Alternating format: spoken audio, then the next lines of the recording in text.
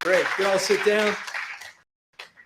As you know, we are called at this time and place to be alive. Amen. In history, to engage in, I think, is the greatest battle of the United States of America. We are in a battle. If anyone denies that, I don't think they're aware of what is going on. Everything that is positive, that is good, that is wholesome, marriage, family, life, childhood, unborn, is under serious attack by this present administration. I don't have to go into details. You'll hear more about it. Just the life issue to save millions of unborn children from murder by abortion. What is our president going to do? The first thing he's going to do after the midterms. Try to establish Roe versus Wade, codify Roe versus Wade. Our liberty is being stomped on. Critical race theory, gender confusion, obscene books out in elementary schools, teaching in our schools, justice, the total overreach of government with the mandatory vaccine, increase of crime, which we got to get the good judge elected as soon as possible. But God is the answer to these problems. In the scripture we learn, Jesus spoke to them when they were in the boat in a storm, and he said, "Take courage. It is I. Do not be afraid." Matthew 14:27. In Hebrews 12:2, we learn about Jesus says, "Fix your eyes on Jesus." Don't put your eyes on anything else. It's going to be transitory. It's going to move. It's going to change. But fix your eyes on Jesus. May he give you the direction. Keep your eyes on the cross. We learn from Ephesians 6, draw your strength from the Lord and from his mighty power.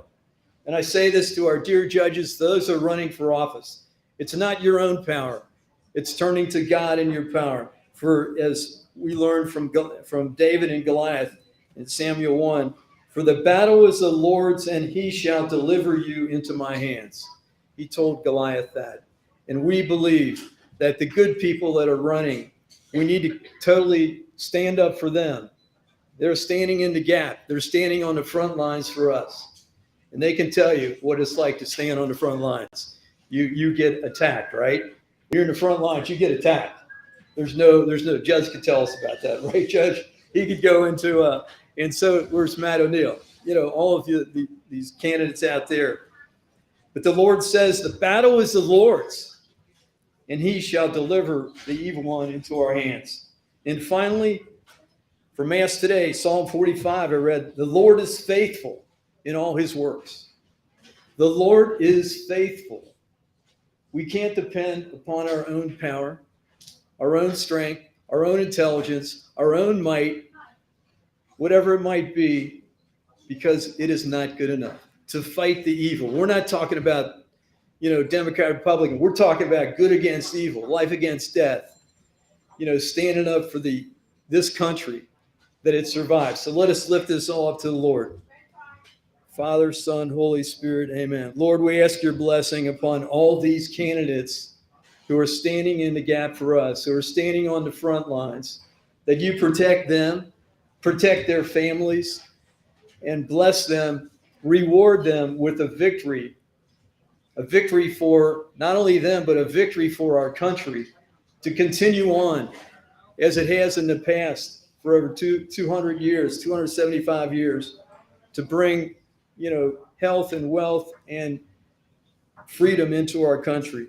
In this way, ask Jesus, in total faith in you, that you will bless us and be with us and all these fantastic candidates we're going to hear from tonight that will indeed be victorious on Election Day. This way, ask in Jesus' holy name. Amen. Thank you so much. Let's lift it up for our candidates.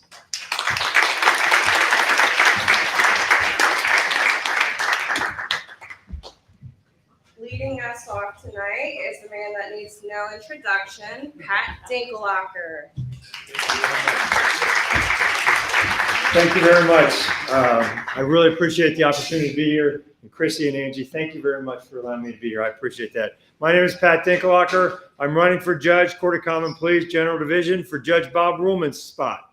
He's aged out, so I'm running for that. I think I've got 6 more good years to give to you, ladies and gentlemen, and that's what I'm going to try to do, okay? You will never hear the word activist, okay, or liberal in the same sentence with Pat Dinkelacker. That's just not going to happen, okay? It doesn't work that way. You know, experience, I was a judge for 29 years. I was a prosecutor before that. I know what it takes to be a good judge. I think I was a good judge for you all for those 29 years, okay? And I'm going to try my best to get back there, obviously. Look at it this way. It takes experience to be a good judge. And to be a good judge, you have to make decisions that are good for the people, not for some agenda or anything like that. And right now, as you know, or may not know, judges make decisions every day that affect your lives. Big decisions, life and death decisions. Okay, that's what judges do. Okay, and as you look around this country and you see what's going on with this country, the lawlessness, the brazen criminality or whatever, who does that go back to? Well, you can make a case, I guess, in some places, the Soros-bought prosecutors, okay? But who signs off on bails and bonds? Yeah, exactly right. It's not prosecutors, it's judges. Who signs off on sentences? That's judges. Who has judicial release power to let people out of prison? Because apparently that's the new thing to do now, is people go to prison, but the next judge says, well, I'm going to let them out of prison, okay? Judges do that, okay? So we got to be careful with the judges, okay? And let me just ask you this, okay? In 2020, let me set it up first. 2020, 9 out of 13 Republican candidates lost, including myself, okay? Elections have consequences. Elections have consequences. Do you feel that you are safer now going to church, going to school, going to wherever than you were before the 2020 election? Anybody? Does anybody feel like victims of crime are treated better now, better than defendants, or even equal to defendants now than they were before the 2020 elections?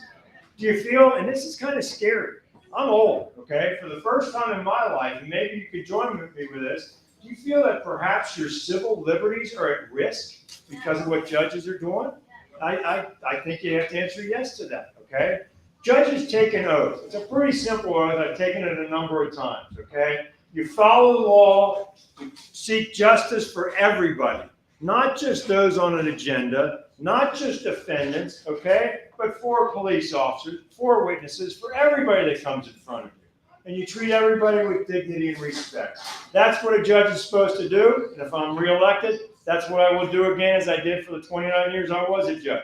Real quick, on a personal note, I lost in 2020. I don't like to lose. Okay, I coached basketball at our Lady of Lords for a long time. I have 4 brothers. Everything was competition in life, okay, which was great, but I hate to lose, okay? I didn't like losing, but I thought, you know what, 11 years as a prosecutor, 29 as a judge, I had a pretty good career. So I'm kind of sitting back, and then Judge John Seavey, who's on the same ballot as me, and by the way, my colleagues on that ballot, they need your help too, all the way to those Supremes. I'm allowed to say this, the Supremes need your help. But anyway, I forget where I was now, but the Lady of Lords or wherever, okay? I don't like to lose. Thank you. Thank you. It's been a long trail. It's been a long trail, okay? I don't like to lose, okay? But Judge Seavey appointed me as magistrate, so I went back for a year and a half, and I did a magistrate thing, domestic relations, doing nothing but domestic violence. And I thought, okay, I'll end up, I got the 9 little grandkids, I'll just kind of move on. And then guess what happened? Probably saw the same things that you saw, okay? But I started off, first of all, I'm from the courthouse. I know everybody in the courthouse. Everybody's coming to me. You would not believe, Pat, what's going on. They're doing this. And I don't want to be the whiny guy and say, okay, yeah, because I'm not there. No. But I listened. And then I started seeing what's going on with the parents. Remember those brave parents that stepped up and said, wait a minute, we're not going to take this for our kids. What they're doing is not right. We're stepping up. At great personal risk, they stood up. Victims of crime did the same thing. And then the good Lord works in strange ways. Would you agree with me on that? I think the good Lord does. Here's a little thing. Like I said, I was ready to step back and call it a career. And then I was asked by the FOP to address their police memorial in May of 2021. You ever been down there on Fountain Square? Really a neat thing. Sea of blue out there. Blue with the white hats, spouses, kids running around. And I'm standing up there at that podium. Okay, I guess I'm supposed to be standing here at the podium. Standing at the podium. And I making a speech that, you know what, we can't put up with that. Remember what was going on? Defund the police. Police lives don't really matter. You can hit police, shoot them, whatever, it doesn't matter. And I'm saying, no, we're not putting up with that. That's not the way to go. So I'm talking the talk. All right, and I got off that podium and I thought, okay, Pat, you've talked the talk. You're watching these other people. And then it hit me. The good Lord, I think, again stepped in and said, you know what, Pat, you got 9 little grandkids. Aren't we all supposed to make, when we move on, aren't we supposed to leave behind a better place for our grandkids, a place where they're much safer? Isn't that what we're supposed to do? And I thought to myself, okay, all right, I hear the question, what can you do, Pat? I thought, well, you know what? I know how to be a good judge. I can go back and help the community and help people by being a judge. So I am in this to win this. I've worked my rear end off, ladies and gentlemen. I want to win this thing, not just for me.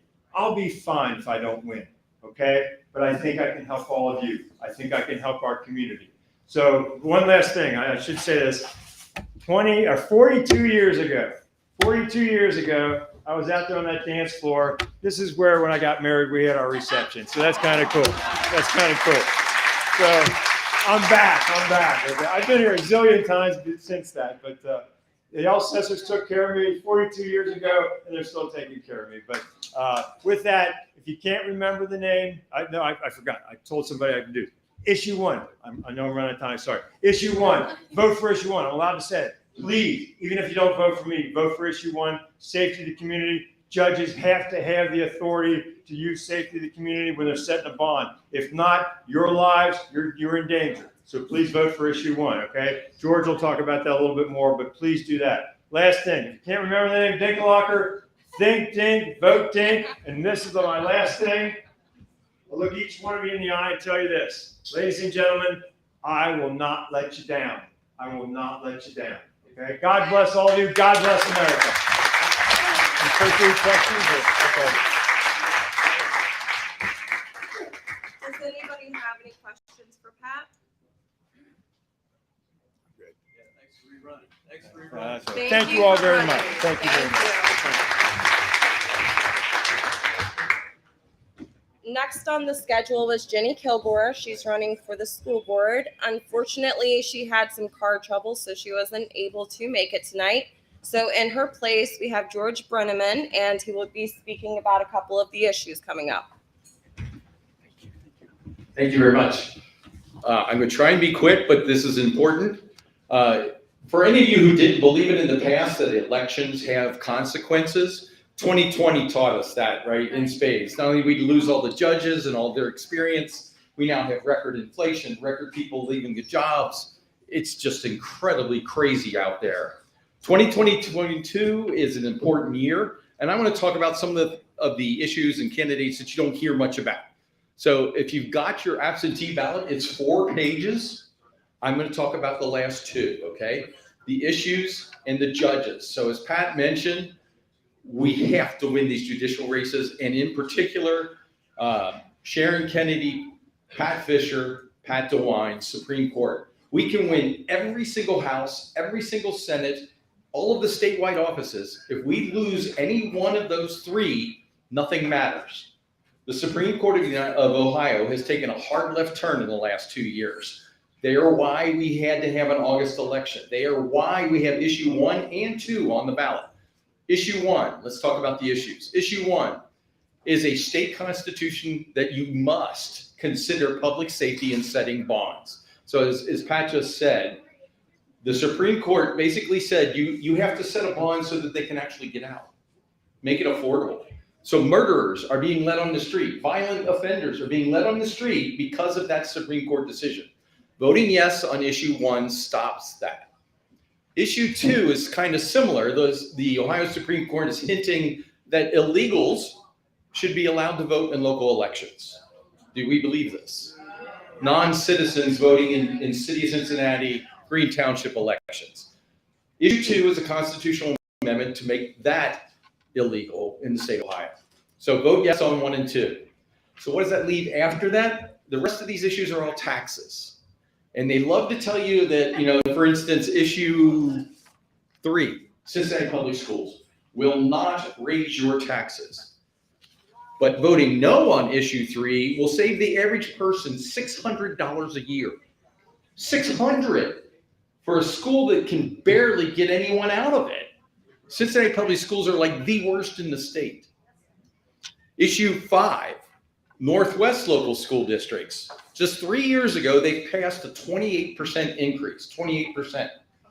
They're now coming back 3 years later and asking for another 14% on top of that for 38 years, not 10, 38. So that one there will save you on average, what do we put here? So there's a little thing on your table. That's what I keep referencing. It'll save the average person $410 a year to vote no on issue 5. Issue 8 is a hospital renewal. That's another $104 if you vote no on that one. Mental health is an insidious one. It is a renewal and a 30% increase. And many of you know Dan Reginault. He's the guy that started Empower You. Dan had did a Freedom of Information Act request on the county for what's going on with that mental health levy. In the last 2 years, they spent over $1 million on diversity, equity, and inclusion. This is mental health. So do we want to give them 30% more in taxes to do more of this silliness? So that's issue 9. Issue 10 is a renewal for senior services, and I know a lot of people like to vote for that kind of a thing. It's only $83 a year. The problem is they keep putting these side issues that they know you will vote for so that they can spend the general fund on other things that you would never allow. We've got to stop them at some point. If you look also, there's another one, issue 7, Little Miami Fire. Issue 18, Green Township Fire. The Little Miami one is a tiny amount of money. It's only 1.75 mils, so it's like $50. Green Township's pretty substantial. It's about a $300, $400 a year increase in your Green Township. Now it is for police and fire. That is something that townships are supposed to do, but at least consider that. The bottom line is, each one of you out there, if you would vote no on every single one of these tax levies, you would save close to $800 a year forever. $800 in a time where inflation is taking at least that much from you every month anyway. So I think it's important to look at these in detail. The sheet we hang out here, as I like to do, these are pure facts. I didn't put any opinions on any of these. It's just telling you how much they are and how much it's going to cost you. You can look it up to verify it, but like I said, I try to stick to whatever is a verifiable fact, not an opinion. That's what that is. So I encourage you, A, vote for the judges. Take that pink sample ballot. The Supreme Court now does say Republican and Democrat. The appeals court says Republican, Democrat, but the other ones do not. So take your pink ballot, make sure you vote through all 4 pages. Your life depends on it. Thank you very much.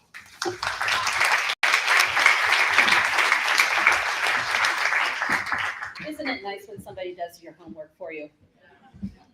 And the cool thing is you can take this little slip with you, kind of like those pink slips, to the polls with you, because you have facts with you. So thank you very much for that, George. We really do appreciate that. Miss Nita, would you like to come up and talk a little bit about what's going on with this beautiful sign up here? She works with Dan Reginault with Empower You, and also a whole bunch of fun stuff. Okay, should I use that? Can everybody hear me? Well, first of all, before I get started, I want to comment on something George said. Joe Dieters did his Empower You for us a couple weeks ago, and somebody in the audience asked him, with all these elections, everything going on, what do you think is the most important election in Ohio? And he said, Supreme Court, Sharon Kennedy. So George is absolutely right. And I would like to talk about a project now that started from Empower You, Ohio. Is everybody here familiar with Empower You? Well, if you're not, I can't talk about it because I don't have enough time. But Empower You, Dan Reginault started that, and he started this initiative called In God We Trust, and you should have this on your table. And he found out that someone in Texas called him and said there was a law in Texas that we have in Ohio that if you donate a sign like this with the flag and the motto, "In God We Trust," to the public school system, in each district, they have to put it up. And so his goal is to get one of these signs, I don't want to mess that up, in all 614 school districts. Thank you. And I'm really very excited about this project, because we're always fighting the left and we're trying to stop them. But this is something we can do, and I'd like to see them stop us. So I like to be on the offensive for a change. And this is very easy to do. There's something on your table that explains it to you. You can go to the website, choose any of these flags. This one's really nice. My favorite is the one that says, "In God We Trust," in the middle. It's really rustic looking. And Dan will frame it like that for you and send it to the school. And also along with that, he sends an 8x5 and 11 thing of, now I'm losing it. Dwight D. Eisenhower is the one who made this motto.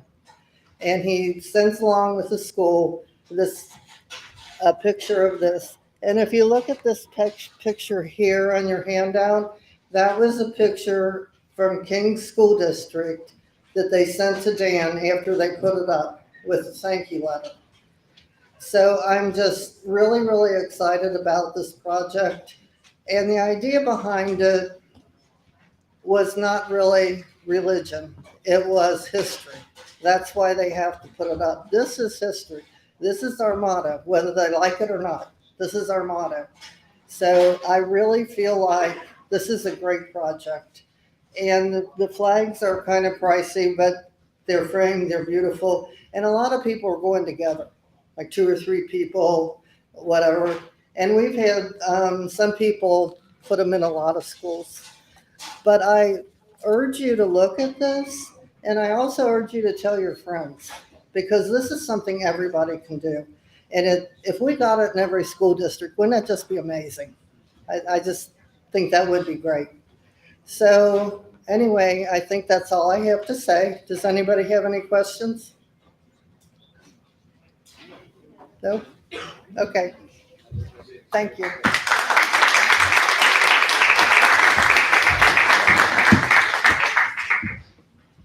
Next, we have Tom Brinkman in the house.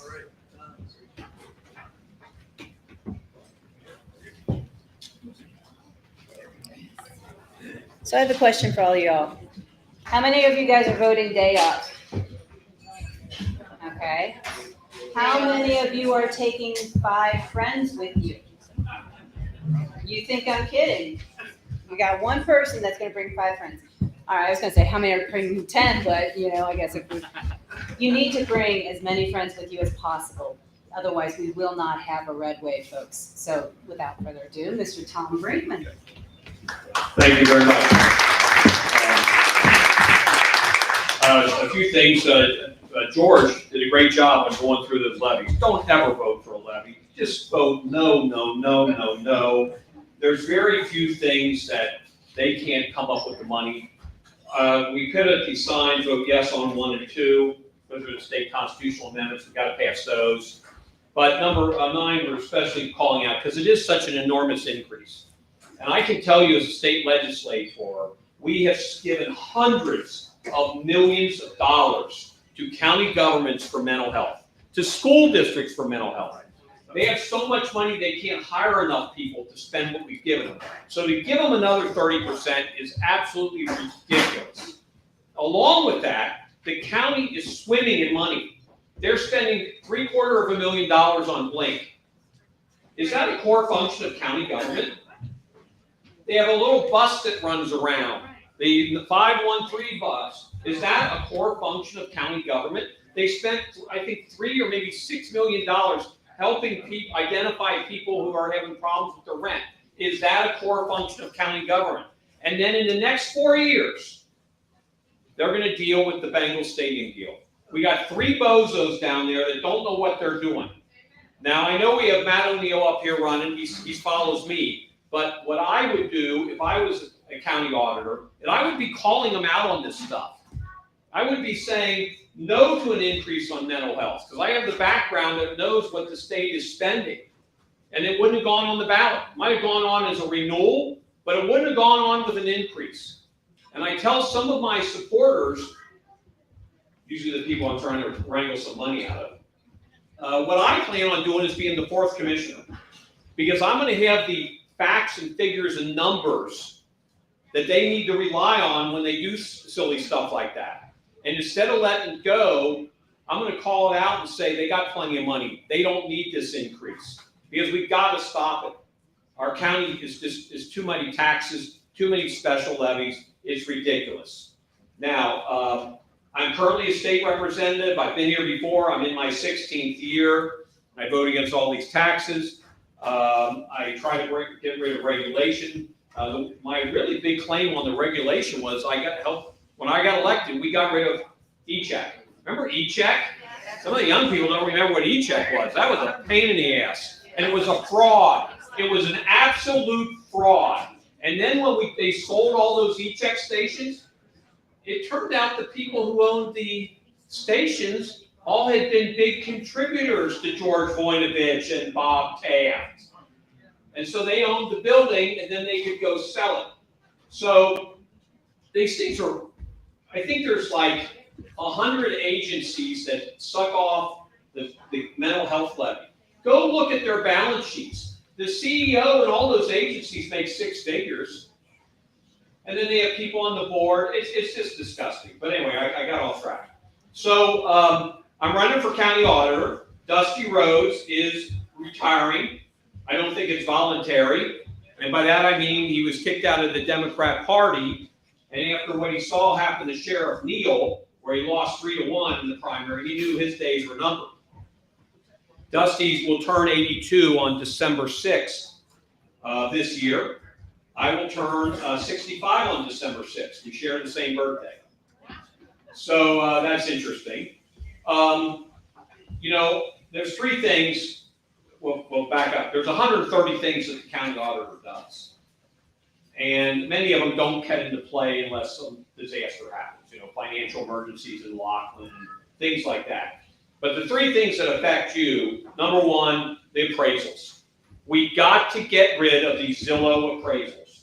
You're on a street and some house down the street sells for an ungodly amount of money because somebody's moving in from Chicago and they're throwing in the money, a lot of money at the house. All of a sudden your rates go up because they look at a satellite and they look down there and say, oh, well, they should all be that price. And then we all suffer. We need to bring back real appraisals. And we can do it and actually save money hiring people from Hamilton County, Cincinnati, to do the appraisals instead of sending a check to a lockbox in Springboro that then goes to a company over in Indianapolis. Okay, so that's one thing that I want to do. I'll even say this. I tried to refinance when the interest rates were 2.5. Dusty had my home appraised at, I think, 435 or 467. I couldn't swing the loan. I had borrowed from my house to put my kids through college. Some got educated and some got indoctrinated. But anyway, I did that, and now I wanted to get the lower rate. Well, they sent a real appraiser out, and he compared rates around the community, not on my street, and he appraised it at 640. I could swing the loan. Your home is your most important asset. I mean, sometimes people have businesses and stuff, but if you have a home, that's your important asset. I want it to be valued correctly so I can use it for estate planning, to borrow from if I need to, but it should be appraised correctly. So that's number one thing I intend to do. Number two, weights and measures. That's the responsibility of the county auditor. I'm not saying there's any problem, but you want to make sure that when you put in a gallon of gas in your car, it's a gallon of gas. You don't want somebody playing with the scale when you buy a pound of meat at the butcher counter. You want to make sure that when you're doing the self-checkout, which all these places are moving more and more, so they get rid of folks, workers, or the ones that don't work, you scan through and that UPC is correct. But that's what the county auditor does. I want to make sure, and I'm going to double down on that. The third thing, is kind of weird one, is when you think about it, people have more dogs than they have children. And the animal control situation's a mess created by the county commissioners. They fired SCPA and hired somebody else, and they're not doing it right, and it's a mess. What can the county auditor do? The county auditor collects the license fees. I was sitting with, and I hope he's not here tonight because he's a big guy, a trustee in Whitewater Township. He was at the Burgers and Brews event, and he said, I got 2 dogs, I don't get a license for them. And I said, his wife was kicking him, don't tell him that. And I said, well, I'm not going to track you down, but why? He said, it's too inconvenient. I said, well, I think you can go online. He said, I don't want to do that. I want to do it at the checkout counter when I'm buying $90 of dog food every month. So what we need to do is, we need to make sure it's at the checkout counter, PetSmart, those places. Just like, the post office sells rolls of stamps at Kroger's and, Costco and places like that. So let's make it easy for people. It's $19, but it would help generate the funding that would help take care of the stray pet population, which a lot of people care about, although Cincinnati's doing pretty good. I'm going to finish with saying this, and take a few questions, is I am not endorsed by Dusty Rose. He has endorsed my woke, pro-abort, anti-gun, pro-tax opponent. It's shameful. I don't know why he chose to do that. I think it's because I ran against him in 2010 and he holds a grudge. And that's fine. Everybody's allowed to hold a grudge if they want. I always say, damn the Yankees, so when they play. But, and actually, he's a fan of the Yankees. I hadn't thought about that. That's his big team because he's from Syracuse. But anyway, the point is, I don't know if she's going to get it out there and talk about her Dusty endorsement. I just don't know. Because interestingly, my wife had a stroke on March 27th, and I've been caring for her. And my opponent got spinal cancer right around the same time. So I don't know what kind of vigorous campaign she's running. I'm trying to do the best I can. But she might put that endorsement out there. But if you see that, I really want you to think twice and not say, well, Dusty, he's good on some of these issues and stuff like that. Because she is not. She just isn't. And I'll give you the best example is we passed the budget last time, and it had tax cuts, it flattened the tax code, we had all these great things, but it had tiny restrictions on abortions in Ohio. 13 legislators, Democrats, voted against it. She was one of them. So, she's just driven on a woke agenda, and that's very important. Finally, I said there'd be one, but there's a second one. I've been in 18, this is my 18th election. And I won 7 of the 17 previous, I won 12, lost 5. And when you're in this game long enough, you kind of see trends. You kind of see the flavor. Is it a wave? Is it cutting against you? Is it cutting for you? Which groups are against you? When Trump was going, people didn't like his mean tweets. We kind of lost the suburban women. In my district, that was tough. We got back the blue-collar people, but there weren't many blue-collar people in the 27th district. So I had to weave a way through that and win. I really think that the trend is going our way. The news media is downplaying it. They're trying to pump up an issue, abortion, which is 7th on most people's agenda. They don't want to, you heard Nancy Pelosi, she don't want to talk about inflation. We need to change the conversation. They don't want to talk about the crime rate. What, 3 people killed last week in Cincinnati? I mean, it's ridiculous. They don't want to talk about it. So there's a wave coming. But what I want to make sure we do, and what Angela says, taking people to the polls, we need to maximize this wave. They maximized it 2 years ago, and even 4 years ago. We need to make sure we get everyone that we can possibly get out. Because we need to pull all of our judges who don't have R's behind their name, like Judge Dinkelhocker, we need to pull them over. And we pull them over by talking to our friends and bringing up issues like the inflation, like the crime. So anyway, I don't know if I have time for a question or two. Yes. Okay. Any quick questions that I can answer? Anything? Well, I did a great job, I guess. So, but I will be here till the end, so if anybody has a specific question, but please, try to pull anybody you can in who wouldn't normally vote and get them there and to do it. Yes, sir. I have a question. What is your opinion of going to paper ballots and hand counts at the precinct level and then secure those ballots in a box? Even in Perla with the voting machines that we know are already pre-programmed with a predetermined outcome. What's your philosophy? I'm fine with that. I introduced a bill that would require them to do a hand count on one election after every election, so they could pick at random. So they would, at the end of this election, they would have to at least hand count one election. Ballots or votes? The ballots. What? Not the votes. Well, I'm not talking the number of ballots, I'm talking the votes on one election. So they could randomly pick and do county commissioner, let's say, or what something countywide to prove that what the machine, to me, this was a first step. And I introduced this back in like 2008 because I saw this stuff coming. I do believe there is a lot of funny business going on. And I know, and I'll give you a final example. Dan Unger, does anybody know him out in Coleraine Township? Okay, he worked at a precinct 2 years ago in Lincoln Heights. And people come in there, and it's mostly African American, and they come in there and say, I'm ready to vote. And he said, well, I'm sorry, Mr. Smith. You've already voted. Well, no, I didn't. I said, well, it says here they sent you a ballot. Well, I didn't do that. I want to vote. Well, you got to vote provisional. Okay, so they voted. 42 out of 130 people came in there thinking they were going to vote that day, and someone had asked for a ballot for them. He wrote, what's he supposed to do as an election person? He writes it in the book. What happened? Nothing. Okay?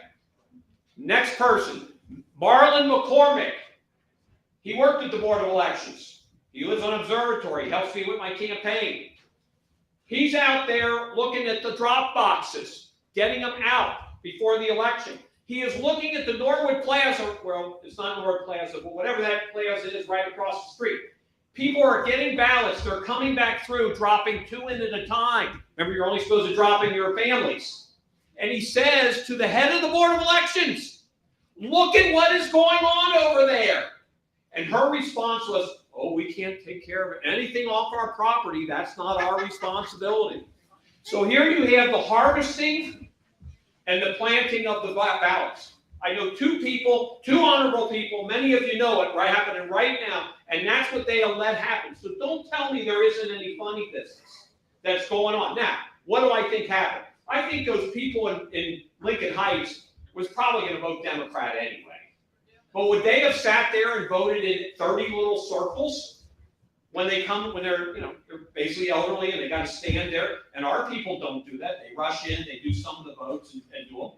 But this way the Democrats get all 30 of them filled in. And then they put them in the box for them. And they're doing it. Now this year I don't think they got a great operation. That's why I think we're going to have a good wave. But I'm telling you, they do it. And we don't do anything about it. That's why I don't want to extend these drop boxes. If anything, we should shut them down and have people go inside if they want to turn them in. A gentleman named Clinton Curtis is a whistleblower, a Democrat, that designed a method to rig the voting machine, a predetermined outcome in the computer source code. He's given testimony here in Ohio. What can we do here in Ohio through you to take a look at the computer software code that he designed to predetermine election before we even go to go into the election, the midterms, and the presidential election? Well, I know we have an election integrity bill in the House and Senate. I don't know where that stands. We're only going to have 5 more days in session. Does that include taking a look at the source code? I have no idea. It wasn't my bill, and I'm more than happy to do it. But with 5 days, we're probably looking at the next General Assembly. I wish we weren't, and I'll be out. We can do anything. With COVID, we did it within a matter of days. We made huge changes in the 2020 election in a short period. But I'm going to encourage you to take swift and decisive action. But of course, encourage everybody to vote and to outvote that fraud. So that's right. Until Thank you very much. Thank you.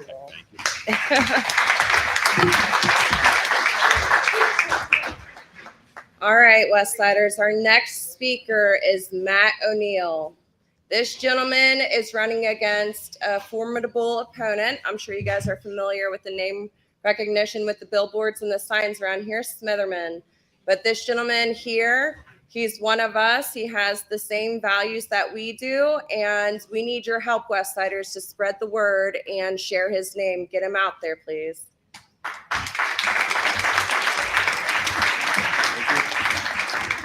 I really happy to come here. I really wanted to come last month to hear Randall Terry, but we had another campaign event, so I'm glad to finally get here during the season. I've heard a lot of good things.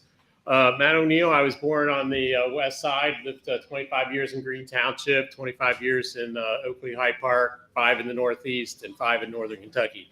So I've lived all around the county. Academically, went to graduate visitation, St. Xavier High School, Miami in finance and accounting, MBA at Xavier, and earlier in my career, I was a CPA.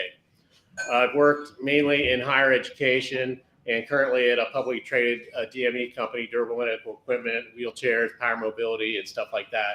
So I've worked in very large operations, and the county budget is around $320 million, so about $400 raised off everybody in the county. So, that type of budget is very similar to the type of budgets I've managed before. So what's most important to me, I love the talk that George had about the school taxes.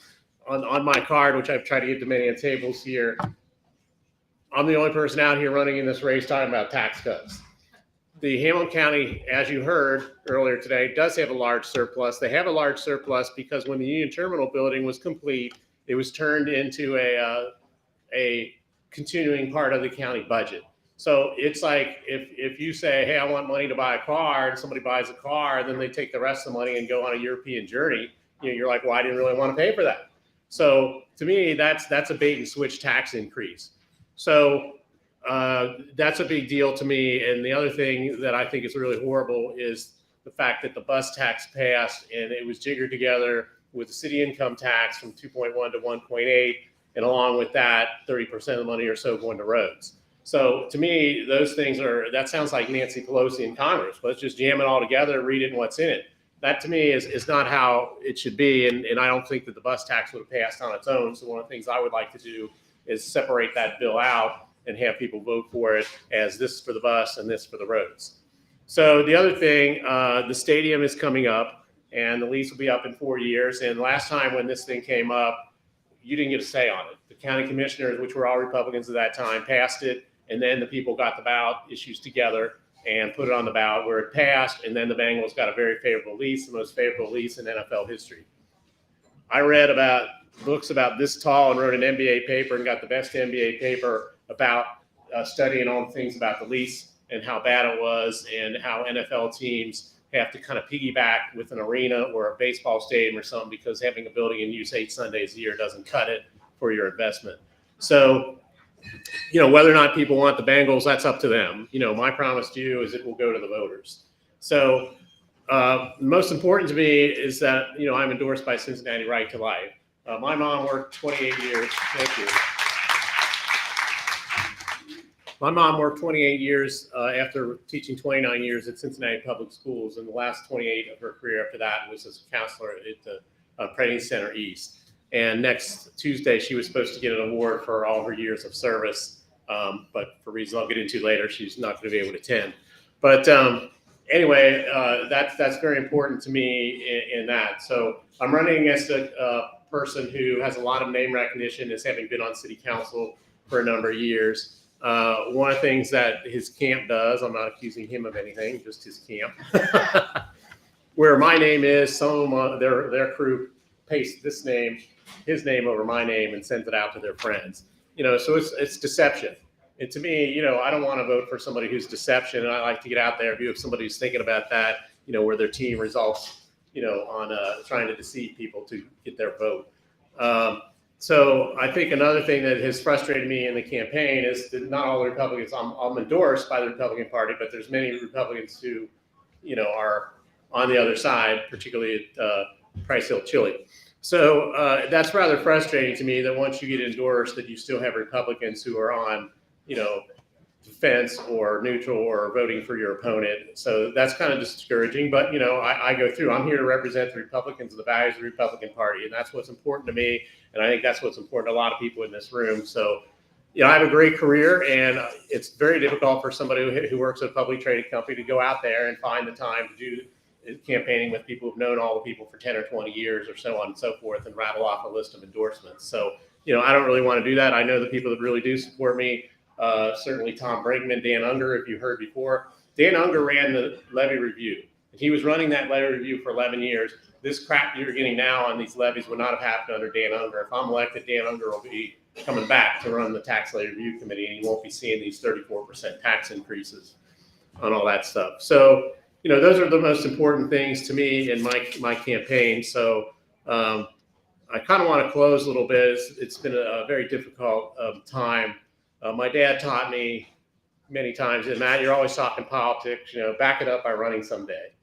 So I backed it up, and I was so hoping that my dad would be able to get here to election day, but he passed last night. So, it's very tough. So, and I'm here, and I think it's important to get out there and still meet the people. So, next week will be very difficult for our family, as that'll be the funeral. So, but anyway, thank you, everybody. Glad to meet you and everything.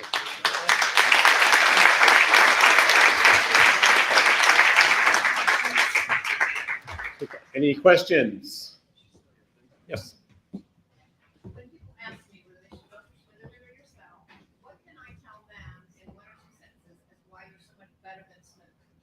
I'm the only one who's talking about tax cuts, overspending. I'm the only one who's endorsed by Right to Life. Those are the two most important ones. I'm not surrounded by people or haven't worked around people who've spent a lot of time in jail or heading to jail. 3 of his people, 3 out of 5 are on their way to jail, where he worked for 8 years. 5 people, of the others, including some of the first group, have been cited to court for their violation of the texting all the deals behind the scenes. To me, that's a sign of corruption. He's lucky he didn't get involved in that, but if you're around everybody who's bending the law, you're probably right at the end. And so what did we see in this campaign? Let's have our staff jigger the balance and take the GOP part off and send it out to people. So to me, those are signs that, that's a career politician. I'm not a career politician. When you're in a publicly traded company, you have to deal with SOX, Sarbanes-Oxley Act. You don't cheat on SOX. You don't want the SEC coming into your office. So, those things are the most important differences between he and I. There is one thing we are similar on, and that is we both say the same thing regarding the Bengals stadium lease. But other than that, I'm the Republican, he is not. And so. When you were saying you weren't surrounded by criminals or whatever, you're talking about the Gang of 5? I'm talking about the Gang of 5, plus that's one instance, but P&G, Sittenfeld, his conviction. I'm also talking about, obviously, Insinuating that Chris Simmons was involved. I specifically said he was not. I said he was not brought into that. Problem. I wanted to make No, I did not say he was involved. I said he's lucky he was not involved in that because. No, he wasn't lucky. He wasn't because he has integrity.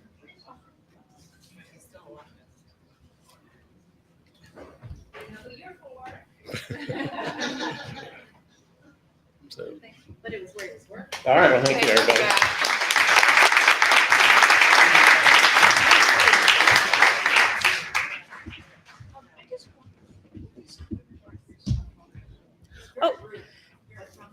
Could we quiet down the room a little bit for those that are trying to listen? If we have any conversations, you can take them out in the hallway just for those that are having difficulty hearing.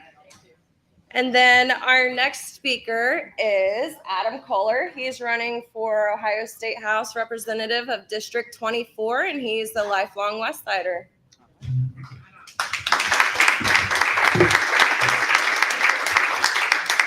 All right, guys, thanks a lot for having me today. I like being around my West Side people. I grew up in Price Hill, and my wife's getting sick of hearing politics. So it seems like you guys are interested in it. So I get to spill all my knowledge and all my nonsense on you. But yeah, Adam Kaler. I grew up in Price Hill. I went to Carson, went to North Avondale, 5th grade until I graduated. I went to school for creative performing arts. I'm in the Lion's Den. I'm in District 24. 1971, the Democrats have been running my district. No Republican was going to run at all. Jim Burns, I know some of you guys probably know Jim Burns. He called me up. He said, Adam, so we don't have anybody running in 24. So will you run in 24? I own 3 businesses. Somebody had to do it. Somebody had to do it. I have a big problem with socialism. This is one of the main reasons I'm running, guys. I grew up in poverty, single mom. My dad was an alcoholic, drug addict, wasn't around, left us when we were kids, didn't pay any child support. So it was my mom and my grandma primarily that raised my brother and I. And a lot of times, you know, we moved around. Rosemont Avenue, we lived on West 8th, we lived on Sunset twice. We lived on Evers Beach off of Evers, or Evers off the beach. And we didn't have a lot. You know, we didn't have any furniture in our house. We had a lawn chair in our living room, plastic with the straps. That was our couch. We didn't have a TV, so there wasn't no reason to be in the living room. We had mushrooms growing out of our carpet because the guy upstairs decided to put a washing machine in his dining room. And we lived in the basement down on Montana Avenue. Mushrooms growing out of our carpet, so we had to leave that place. I mean, I've seen the worst of it. Crime, growing up in Price Hill in the 90s, all the gang activity and everything. I've been jumped more times than I can count on 2 hands. I got jumped at Rapid Run Park sled riding by 15 people one time. I was at summer school at Westside, 7:30 in the morning, get jumped by a couple people. And the crime's just out of hand, guys.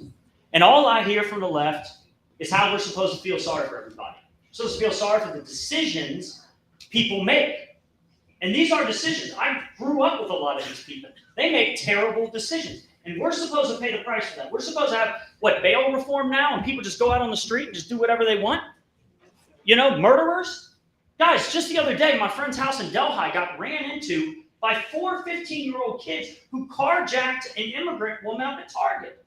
Right at the street in my district. That is my district still. What is going on? 15-year-old kids, guys, carjacking people at gunpoint. They run into my buddy's house, bust his wall in his front yard, jump out of the car with the gun, and the police are like, put down the gun, put that. His wife and kid are in the house. These guys, 15, just waving a gun around.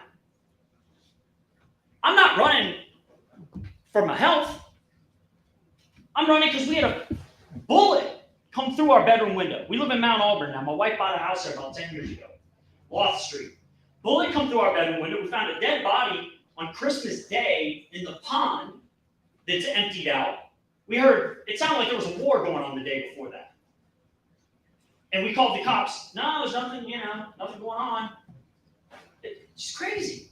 2 people murdered behind my house during COVID, selling drugs in an open lot. Matter of fact, I was putting up one of my signs yesterday, and they say to me, these guys have been out there since I was a kid. I was going to school and over the Rhine in the 80s and 90s when nobody wanted to go down. How many people used to tell their kids, don't go downtown, don't go over the Rhine, don't go to the West End, right? I was walking around there, hanging out, looking the way I look, right? It was not safe. But these kids, I'm putting up my sign on Vine Street. I own an empty lot on Vine Street. It was a crack house, by the way. I had it torn down. I bought it off one of my neighbors for $10,000. Cost me $2,500 to have it cleaned out. By the way, I called Jump King. They come out. They didn't want to do it because they sent out a bunch of kids. They said, well, there's heroin needles. We can't clean it out. I call some guy, 79 years old from Price Hill. He comes out with his daughter and granddaughter, cleans it out for $2,500, no problem. No problem. Because it's West Side, right? People work, right? We work over here. Then I had the house torn down, so the drug dealers don't think they like me for that. Because it's a trap house. That's where the crackheads go and they shoot up right there behind my house. So I'm putting my sign up there yesterday, and they say, hey, is that you running? I talked to these guys for about 30 minutes about real estate investing, about entrepreneurship, about how it's not productive for them to be out here doing nothing. Then I told them, because I'm sure, just like me, they were told to vote Democrat. You're poor, you vote Democrat, right? That's the scenario. You're poor, you vote Democrat, because Republicans don't care about poor people. right? I said to him, look, I'm a capitalist. If you're poor, you can't buy my stuff. They're like, that makes sense. I said, also as a Republican, I don't want my taxes going up. If I've got to pay for you because you're poor, my taxes go up. They're like, well, that makes sense too. I said, what the Democrats are lying to you? They've been lying to you in this district since 1971. People are waking up. I'm telling you guys, people are waking up. Folks like Kanye, and I know there's a lot of controversy about Kanye, but Kanye's out here, he's telling the truth. He's telling the truth. This is genocide. What's happening is genocide to their people. They want to control population. That's right. Who's gentrifying downtown? Is it Republicans? No, it's Democrats. And they're pushing them where? To Price Hill, where I grew up, to Westwood, to Bond Hill, to Avondale. Get them away from us, right? Not my backyard. That's what they are. Right? And I'll tell you what else they do. My opponent, rich kid from Amberley Village. Actually, I don't even know where the guy grew up. Best friends with PG Sittenfeld. They had started together. They used to work for Obama together. I got pictures of them driving around in a car. Matter of fact, I've got an ad running right now with the two of them together, just smiling real big on their way to some Obama thing. Best friends with this guy. One of the most corrupt politicians in Cincinnati history, and then you've got the balls to carpetbag your way from Blue Ash or Amberley Village or wherever in the world you live into my neighborhood? Into Price Hill? No, I grew up in them streets. You're not going to come down here without a fight. You're not from here. You're not going to bring your little nonprofit that listens to the community. I was the community. We're the community. I don't need a nonprofit. This kid's got a degree. Tell me if you know anybody in Price Hill with degrees from Georgetown, Cambridge in England, and Yale. Why do you get a Yale law degree? You get a Yale law degree to start a nonprofit because you can't get a job in the real world. That's what he did. It's insane, guys. And this is the guy I'm running against. I started a business back in 2015. We sold that business, despite the fact I came from all this. Started a business 2015, sold that business to Zillow for 9 figures. No more of this socialism nonsense. You can't do stuff. I want to focus on what we can do, guys.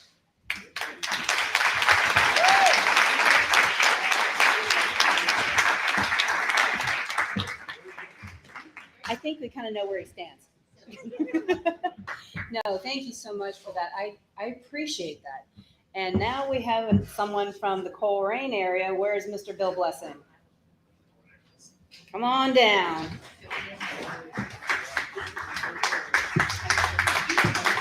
In case you guys didn't know, I'm from Coleraine Township as well. We claim the west side, but everybody kind of goes, you're a little bit in between. So, I don't know, you claim to be a west sider? I tried. But my mother has said no. She's from Cheviot, and Coleraine is emphatically not the west Interesting. side. So Yeah. that's what she said, and I will Mama take knows her word best. for it. Correct. That's right. She always said the border was Cheviot, Price Hill, Green Township, Delhi, and the like. But I did enjoy seeing on the sign there issue 2, which I helped carry in the Senate. To keep local municipalities from allowing non-citizens to vote, which I'm sure all of you are familiar with and why that is a bad thing. But, you know, it's weird when I was going through that, just how, you know, I thought this can't possibly be the case. And normally when I introduce legislation, I will typically go to LSC and ask questions like, look, is this actually a thing? Could it be a thing? I mean, in our Constitution, we have home rule. Does home rule actually give them this ability? And the answer, according to the staff attorney that drafted my answer, yes, it is the case. And she went back to a case that was decided back in, I think, 1919 or 1918 on women's suffrage. It was at a time when women couldn't vote.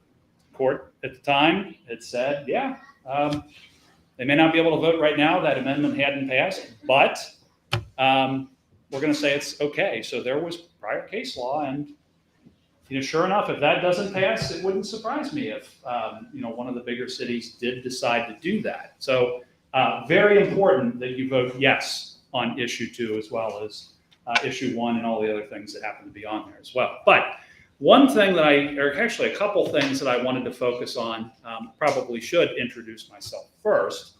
State Senator Bill Blessing, the 8th Senate District. I'm actually not up for election this cycle. I'm up presidential years, so I was up in 2020. I'll be up again in 24. So this is the period of time for me to develop legislation and work on things that I think are incredibly important, but more importantly, things that just fall by the wayside. You've heard a lot, I'm sure tonight. I got here probably 7:25-ish. You've heard a lot about abortion policy. You've heard a lot about guns. You've heard a lot about lower taxes and spending.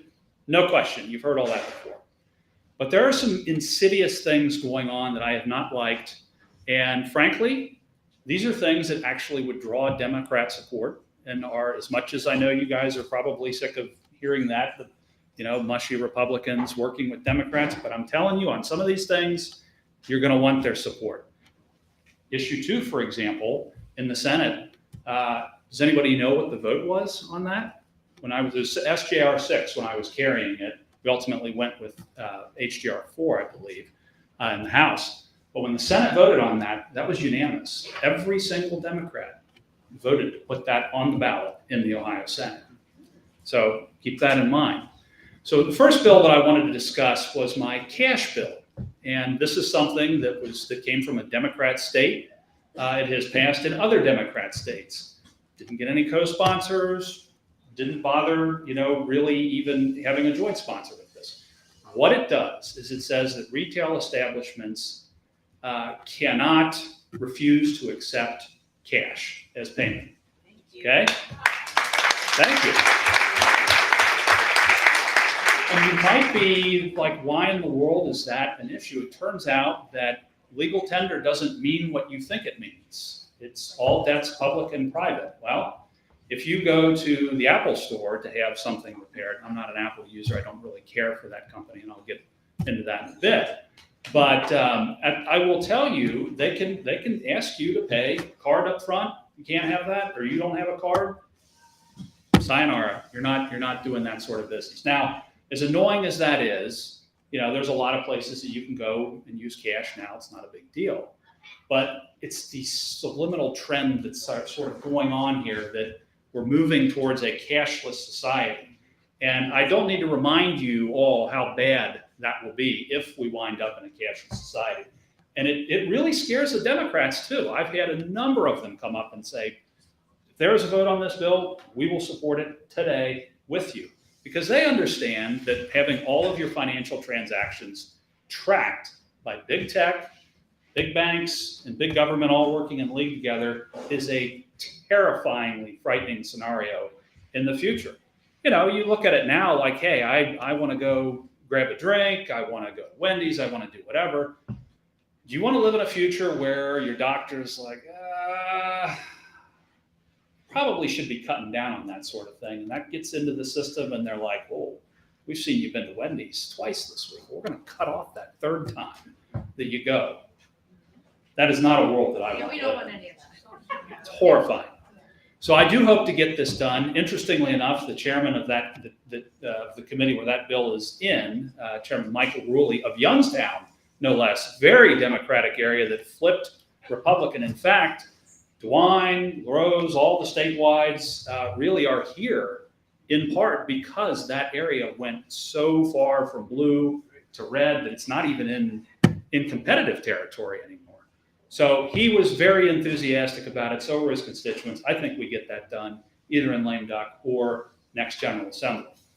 2, and this is another one that the business community just does not like, but I have a real problem with the institutional housing investors. I'm sure many of you have read about the World Economic Forum and Klaus Schwab, the famous words that came out of his mouth, you'll own nothing and you'll like it. Well, we seem to be moving towards that as a society, away from an ownership model to life by subscription. And housing is no different, where you have, I won't name names, but a number of businesses have decided, hey, we can pull in tons of private equity, buy up as much property as we possibly can, and then permanently rent it out, thus destroying the ability to build intergenerational wealth It destroys the ability for young people to start families. One time, I'm sure many of you remember, when you saw families 6, 7, 8, 9, 10 kids or more was not uncommon in Cincinnati, Catholic Cincinnati.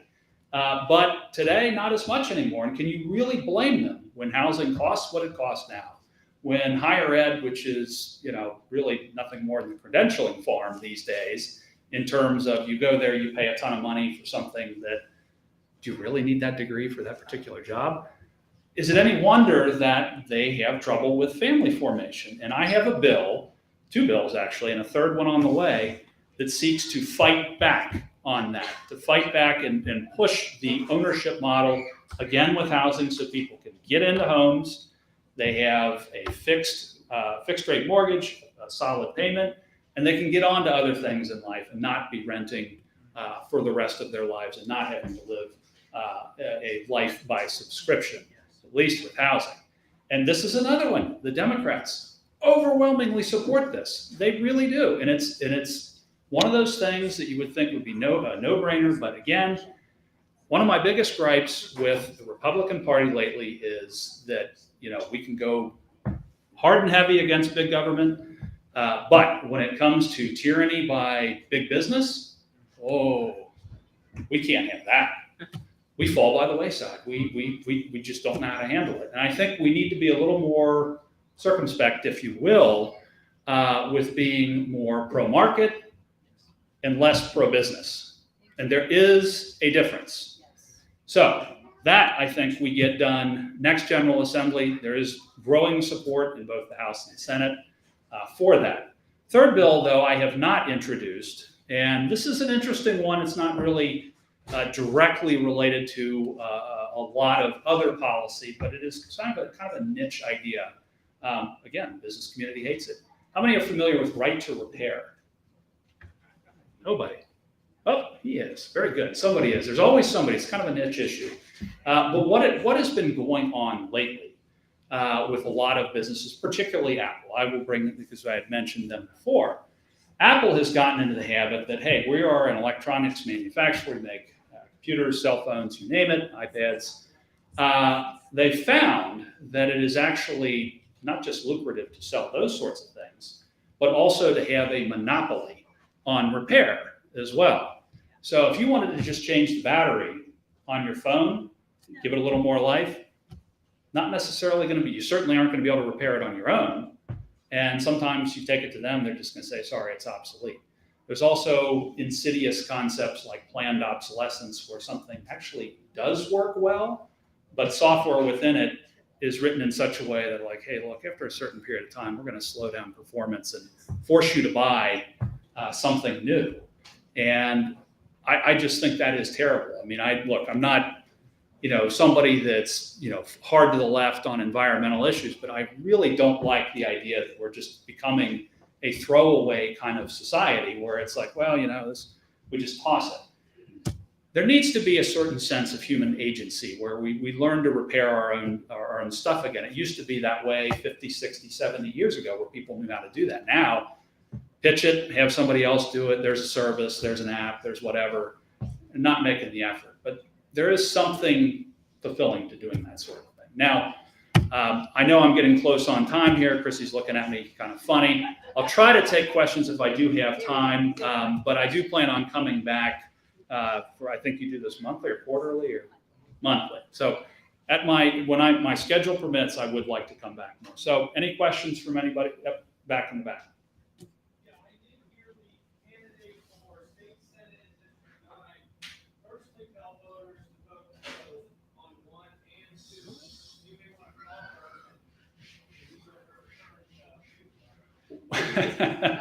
So you're talking about Catherine Ingram, right? Running for, yes. Well, she has an out sort of in the sense that she was in the House at the time, and a lot of House members did vote no on issue 2. I presume they voted no on issue 1 as well. But you know what? That's on them. That's going to go to the voters. They're going to see how that all plays out. And I think it's going to give them pause because both of those issues, I'm convinced, are going to have high numbers.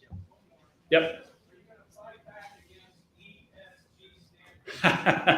Absolutely. The trick is, how do you go about doing that?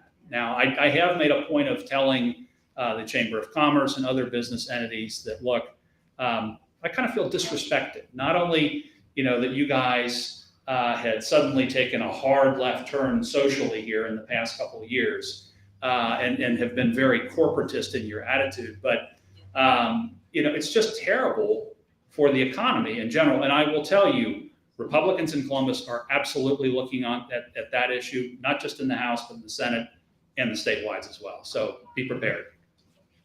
House Bill 218 is pending, and it's the forced vaccine bill, House 218.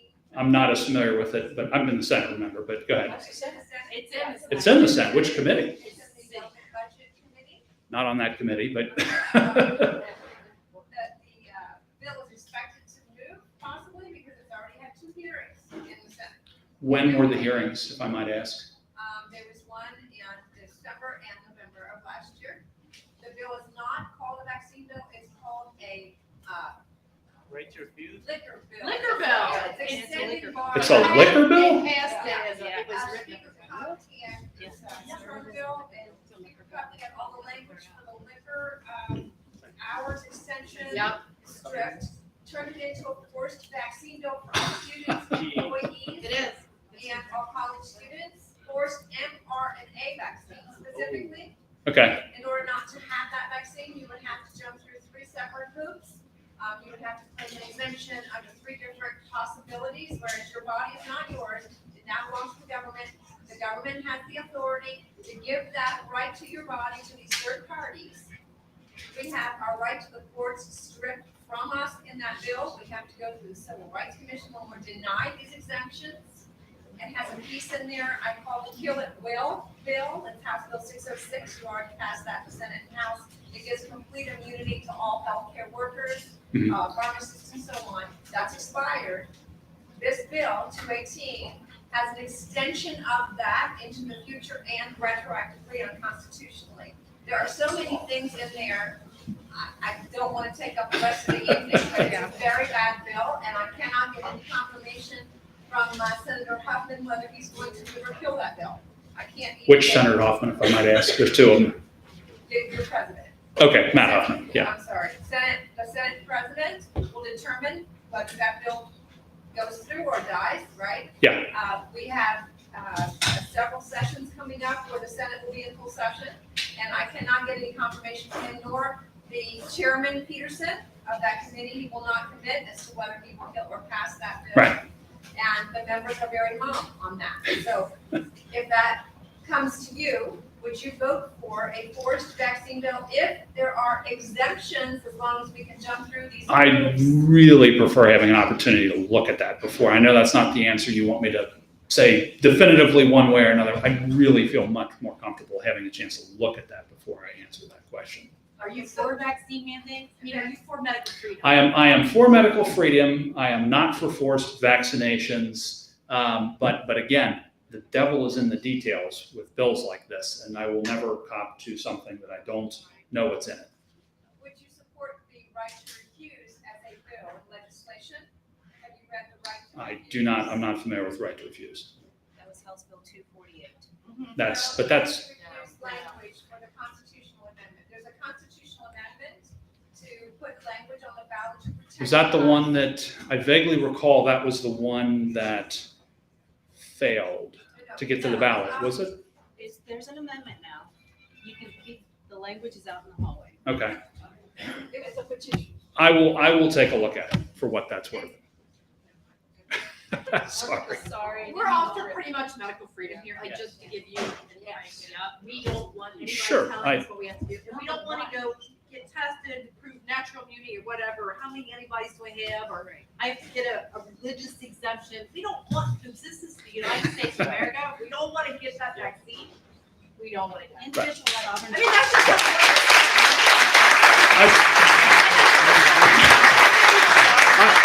You are our state, you are our senator. I understand where you guys, sure, and that's good, that's good. And I will tell you though, but you real quick though, you should give the Senate President some grace, certainly Chairman Peterson. This time of year, when you get into lame duck, there's a lot of horse trading between the House and the Senate. I don't know what's going on, particularly with that being a rank and file senator, My but vote isn't on the table for. I understand. I understand. You were right. I understand. So, very good. Well, anything else? Yes. Oh, good to see you. How you doing? Thanks for the first three bills you mentioned. I agree with you on all of those. My question, and for many of you here, you also sit on the executive committee of the Hamilton County Republican Party. Yeah. During the summer primary, both when Angela and I were running for state representatives, you stood up and voted on behalf of Bill Seitz and Chris Marcel to endorse them in the primary, which was actually against the Constitution of the Hamilton County Republican Party bylaws. Can you please explain to the crowd here why we made that choice? Because I've worked with Bill Seitz for years, I've known Chris Monzel for years, and I like them as candidates. It's nothing against you. The opportunity to make a monopoly against two candidates? Well, you asked my We don't opinion. like Bill Seitz. Yes, I understand, but I do think, I think you'd be surprised just how effective Bill Seitz has been for your cause, and I understand frustration. Right, but the But- point is, you wrote the Constitution of the Hamilton County Republican Well, I still, I stand What by, I want to say is that you didn't write that, so I'd like to submit that here. well, I am standing by my support of Bill Seitz and Chris Monzel. You're supporting Chris Monzel and Bill Seitz, which is basically like a monopoly on the Hamilton County Republican Party, whereas it's supposed to be the right of the people to make the choices. And that is my point, and I would like you to acknowledge that. Well, I will just continue to say what I've told you. I support the two gentlemen. I don't regret the vote. It's hard enough for people to get on a ballot with these lifelong career politicians. You really got to level the playing field and let people who really, like this woman right here, really are for the people to have a chance. And when you do something like that and you say, well, I'm just supporting my buddy, it's still, we understand that, but it pretty much rules a lot of people out. And Yeah. we have to level the playing field because you can't have everyone, the only way you can win a political race is if you have $1 billion or $1 million. We have to stop that. We need people who are just for the people to have a chance. Okay. Very good. Anyone else? Very Do we good. have any other questions, guys? Any other questions? Oh, John has. John? Sorry. No. What's your stand on the backpack bill where the funding's gonna follow the student? So We cannot I hear people. We cannot hear people. So I will repeat what he said. He was curious what the status of the backpack bill is, this General Assembly or next. It's probably not going to pass this General Assembly because that is a lot of money. It's a budgetary item. So I would suspect something in the school choice realm will pass in the budget. What it is, I can't say. But I will tell you that you have the most school choice Senate president that I've ever heard of in my time in the Ohio General Assembly. Does that mean the backpack bill? I don't know. But I cannot imagine that he would go home without an increase in the choice scholarships or an increase in funding to charter schools generally. That would be my assessment on that. Senator, can I ask you about your very important bill that would force businesses to accept cash? Yes. That is, in a way, if they were eligible cash, we basically are in a dictatorship because the next step will be, you criticized us on Facebook, your bank account, and that'll get somewhere down the road. And you try to run your money through somebody else's account, goes to 2 years jail. So that, your bill there is extremely important. Could I ask you, who is blocking it from coming to the vote, is it the Republican leaders who vote in the House? So he asked what was blocking the cash bill that I had introduced. And I would tell you, it is the business community does not like it. Their reasoning behind it is that let the free market work, which I kind of think is a red herring, but that's their attitude with it. They also don't like the fact that it has a private right of action in there. So in other words, if you are injured, like if you try to use cash, if that bill were to pass, you could actually sue the establishment. And they felt that was too heavy-handed. They may have a point with that part, but sorry, go ahead. But couldn't the Republicans in the House and the Senate in Columbus just ignore them and at least protect cash? Sure they could if they actually agreed with that, which I can't say that they do. I mean, there's a number of members that are look, I think they're good folks, but I do think a lot of times they are sometimes unflinchingly supportive of the business community, which is not where you want to be. So, you're welcome.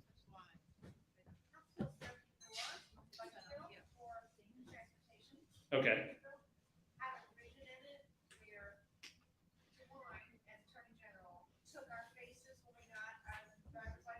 Okay. They were facially recognized in software.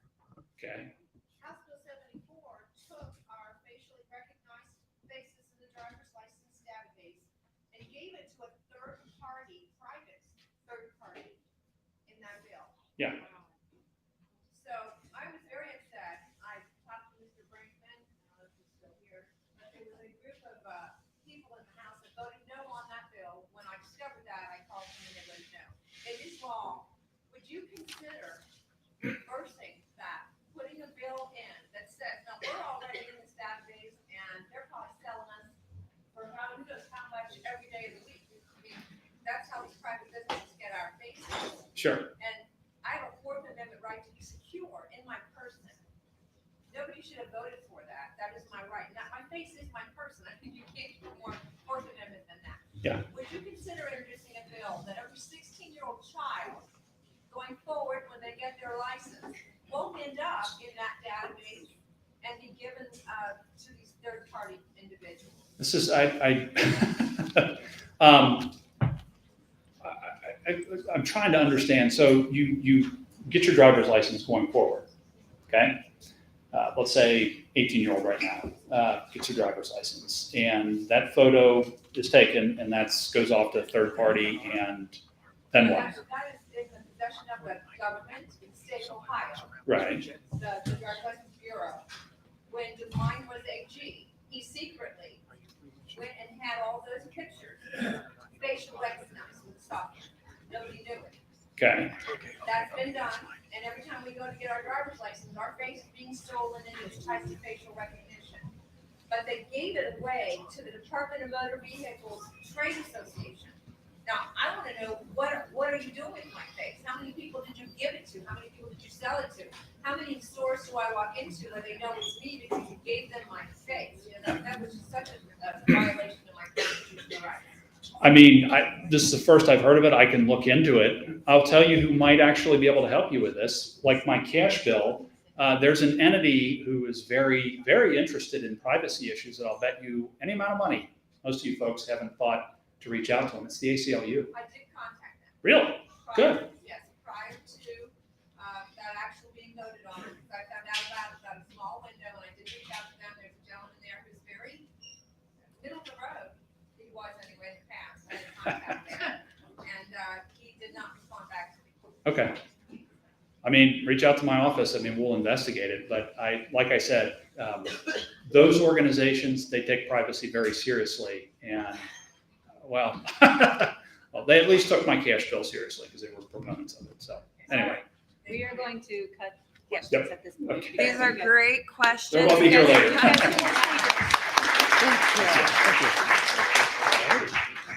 All right, we have a write-in candidate who you guys may have heard of. Come on down.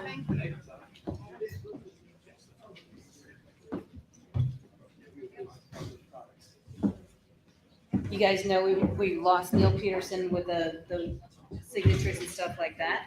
Well, guys, we got another shot at DeWine. Well said. I love it. So thanks for coming out. Whenever you decide to throw your hat into the ring for governor, you get an opportunity to speak in a lot of different places. And I will tell you, I love coming to these kinds of events because it just shows that there are like-minded people that are out there. They're getting off their couch, they're going out, they're educating themselves on the issues and getting involved. And really, that's why I'm here. My name is Marshall Usher. I am a Christian, I'm a patriot, a husband and a dad, and I'm running as a write-in for governor of Ohio. I've never run for office. I've never been in politics before. I was late to the game in terms of even getting involved in the political scene. Like a lot of folks, I would vote for the lesser of two evils and continuously expect a different result. And then this guy by the name of Donald Trump came down the escalator and kicked in the front door on national politics. And I said, man, this is a guy that I can really get behind. And next thing you know, I'm going to Trump rallies, getting involved in volunteering for state level races. And I think one of the reasons I'm here is because like 52% of other conservatives around the state, I did not vote for Mike DeWine in the primary. And whenever my guy was unsuccessful, I think like a lot of people, my plan B was Neil Peterson. And after Neil failed to make it on the ballot, I wasn't going to vote.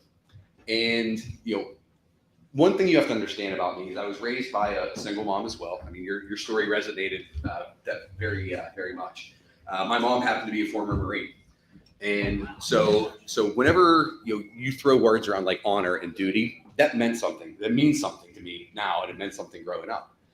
And whenever I sat back and said, if you don't vote, to me that's like saying having Mike DeWine tell you shut up, sit back, and take it. And it's not in my DNA. So we went around and we looked for other folks that had more money, more name recognition, and to a person, they all said they couldn't or wouldn't do it. The folks that were in politics said it's political suicide, but they said I'll support you 100% if you do it. And I'm like, no, it's a horrible idea. There's much better candidates out there, and we would go to the next person. And at some point, you look around the room, and you're the last one with your finger to your nose saying not it. And I've been blessed with an opportunity in my day job. I'm a true citizen candidate. I have a day job. I campaign at night. I wake up early in the mornings and tend to Facebook and emails and whatnot. But in my day job, I do critical logistics sales. So that means everything from hearts and lungs for transplant, things like radiopharmaceuticals for cancer treatments and radiology. So we move all of that kind of stuff. So being in sales gives me a lot of flexibility. My background prior to logistics was in operations. So I've worked at Rolls-Royce. I've had director level roles at Rolls-Royce, global team, over 100 people strong. I've had 2 director roles at NetJets after that, where I was responsible for committing $800 million a year in company funds to maintain their fleet of 750 aircraft around the world. So I'm not afraid of big budgets. I'm not afraid of big organizations. And whenever you are raised in a household like I was, you learn a couple things. One, you learn, like I said, what honor and duty actually means. And you have 2 choices whenever you recognize that there's a problem. You can either stand up and do something about it, or you can sit back and continue to be part of the problem. And here we are. The other thing that you learn is how to stand up to bullies. And one of my favorite stories is I was probably 4 years old. Came in, got punched in the face by the neighborhood bully, and And I came home and I was like, hey, I told my mom what happened. She's like, well, what did you do? What do you mean, what did I do? I came in here and told you. You're here. You go handle it. And she's like, well, get your butt out there and punch him back. Okay, so I mustered up all the courage that I had, and I walked outside and I closed my eyes and punched Nathan right in the face. And the next thing you know, we end up being best friends, growing up. But that's one of the reasons I'm here. Is what we saw from Mike DeWine during the pandemic was worse. It was worse than bullying. It was flat out tyranny, right? It was 100%. And I will admit that, listen, it's going to be a tough putt as a write-in candidate getting elected. If you've done the research, a independent candidate that's on the ballot is hard enough. They get about 1.5% in any normal election. A write-in candidate in Ohio has never gotten more than 1,000 votes. So I'll tell you, we're gonna shatter that record this year. But because there's never been a write-in candidate that has faced 2 just horrible choices. After the primary and after Neil Peterson didn't make it on the ballot, our choices were a communist masquerading as a Democrat and a Democrat masquerading as a Republican, with nobody left to represent we the people. So if we did catch lightning in a bottle, what would Ohio look like? And I'll tell you, it would look a lot like Florida with snow. And the reason I say that is, as a governor candidate, I have a luxury that a lot of folks don't have. we can look to other leaders around the country and see the policies that they put in place and adopt those for ourselves. Now, Ron DeSantis was very kind in writing down everything that he's done in Florida, and he literally calls it the DeSantis playbook for Florida. Now, I'm also a soccer coach, and anybody that has played sports or coaches sports will tell you that you can't pick up another team's playbook, run it verbatim, and expect to be successful. So what we've done is the plays that we can run with the people that we have and that fit our state, we've adopted those. The ones that don't fit us exactly, we have adapted those. But one thing that you will find in both plans is that string of restoring the freedoms that we've lost over the last handful of years and making sure that government is given back to the people. Our elected leaders are so far removed from we the people that, I mean, they have trouble coming out and interfacing and talking. As a candidate, you're obligated to do the fair circuit, right? So we were going to all of the different fairs, and at one of them, we were standing outside of the GOP tent having a conversation with just a couple folks, and Mike DeWine and his entourage come rolling in, and there's security and all of the handlers and whatnot, and they go flown into the GOP tent. They're there for maybe 3 minutes. They take 4 different pictures, and he's out the back and he's gone. And we're sitting there just watching it happen in front of us and just laughing about it. And so that is exactly the difference that you'll get between a citizen candidate who's going to come out here and talk to the people, who wants to know what's on your mind. What pain are you feeling? I'll tell you what I'm feeling. I'm worried about the gas prices. I'm worried about food prices. I'm worried about violence in the streets. Those are the things that real people are worried about. It's not abortion. I am staunchly pro-life, but one of the other gentlemen that spoke earlier hit the nail on the head. That is not the kitchen table issues or an issue in this election. But a little bit of what you would expect, kind of running through that program. You will have 2 people that will protect the preborn. We will educate our kids, not indoctrinate them. We will secure our elections, and we'll ensure a medical right to refuse for every citizen in Ohio, period.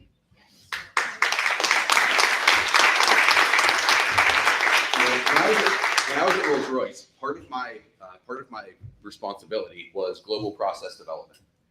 And whenever you develop processes, there are 2 things you try to balance: effectiveness and efficiency. If you have a process that is super effective, but it takes you forever to execute it, no one's going to do it. If you have a process that's easy to execute but doesn't give you the results that you want, it doesn't matter. If you look at our elections, we have over-rotated so far to efficiency that we have completely left effectiveness on our off the table. Right? What's an effective election? Getting it right. I don't care how many times, how long it takes to count those ballots, that you need to get it right. So one of the things that we'll do is, we are very supportive of voting Amish. I know Dr. Frank is a big hit out here. He has been kind enough to endorse us. And that's wise. We will absolutely support paper ballots and hand counting of those paper ballots. A couple other things that you'll get. We're going to lock up violent offenders and opioid dealers for good. We know what the problem is. It's the violent offenders on the streets. It's the opioid dealers pushing it into our cities. And I will tell you, I view fentanyl, I think, slightly different than some people. Nobody or very few people are going out for fentanyl runs, right? They're going out, they're buying other recreational drugs, right, wrong, or indifferent, and they're being poisoned. These people are being poisoned. If I showed up at the border and I said, I have a bag of a substance that will kill millions of people with just a microscopic amount, that would be classified as a weapon of mass destruction. There's no reason that fentanyl shouldn't have the same treatment. We need to stop the flow of illegals. I love the DeSantis flights to Martha's Vineyard. That was brilliant. I think one of the first posts that we did whenever we announced our candidacy was I looked up Nancy Pelosi's home office in San Francisco, and those are where the first 3 buses of illegals will go whenever we find them in Ohio. We want to make Ohio a destination for law enforcement officers and retiring veterans. So let's separate those for a second, right? We have a tremendous opportunity right now with great law enforcement officers fleeing all of these woke cities. if you look at some of the things that Florida has put in place to attract them, they're going to Florida in droves. Things like a $60,000 a year minimum salary, things like grants that will offset the cost to come in from out of state to pass state-specific tests. These are all things that are very easy to do that would bring us really good law enforcement officers in droves. And we also want to extend the Homestead Act or abatement, the housing abatement for first responders, police officers, and that includes corrections officers. We haven't forgotten them, and our EMT folks. We believe that having the people that serve the community, live in the community, is a good thing, and we want to make sure that they can afford to do that. We will eradicate the scourge of human trafficking in our state. Not something you hear a lot of other politicians talking about. I'll let you connect the dots on why that might be. I think you all know the statistics, right? We are the third worst state in the country. Toledo is top 5 worst states or cities in the country. Whenever I was at Rolls-Royce, I had an opportunity to work for a gentleman that flew for the 160th SOAR, Special Operation Army or Air Regiment. They're called the Night Stalkers, or the guys that went in to get Bin Laden. So he flew Blackhawks for these guys. And he has a lot of colleagues that fly for the OSP today. I did not realize how rampant human trafficking was until he opened my eyes. The stories that you'll hear from these pilots that track these animals, you'll lose sleep. It will keep you up at night.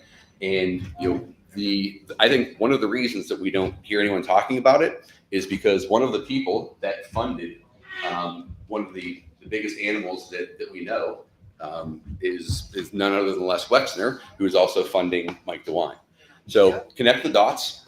But I will tell you that one of the first actions that we'll take is promoting the head of the Human Trafficking Task Force. From right now, they report into the administrative division of the Ohio State Police to a cabinet level position so that they have access to every resource that this state has to bear to end that poison at our borders. We believe in the nuclear family and traditional values like boys should only compete against boys in sports and that boys should only use boys' restrooms. I've got a daughter. That's one of the reasons I'm here is, there's no way that I want her competing against biological males. We believe that your biology is determined by your chromosomes, not how you identify. If we're going to start picking your pronouns, I'd much rather pick my own adjectives. We believe in the Constitution, and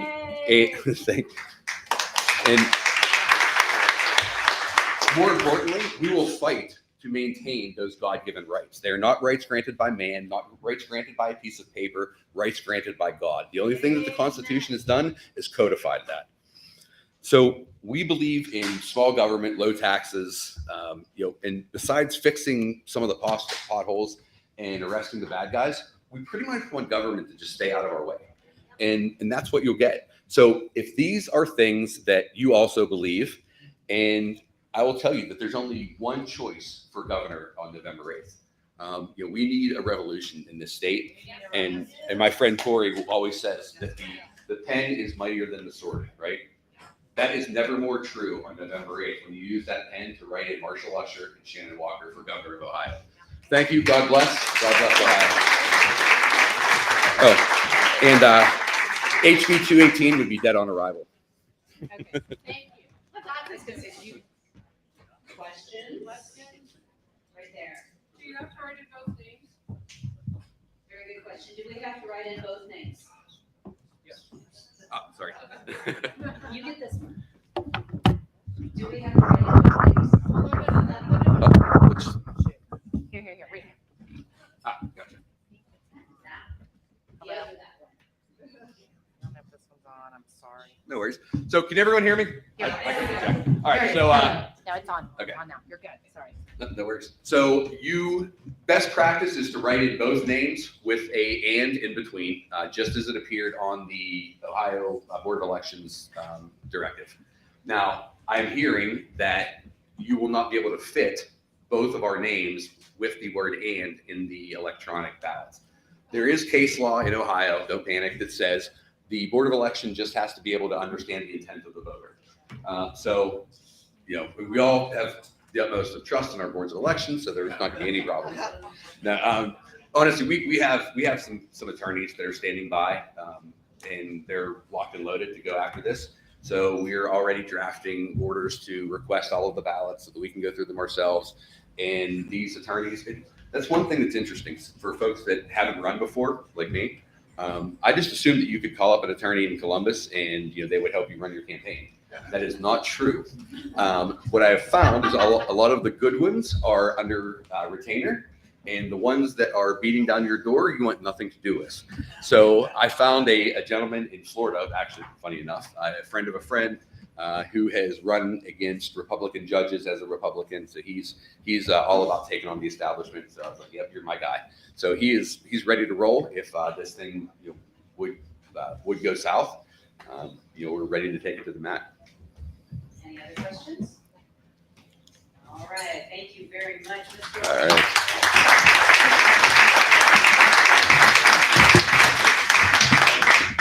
So without further ado, we have running for Secretary of State, Miss Tori Maras.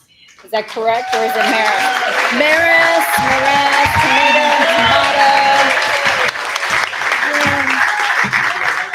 it's whichever.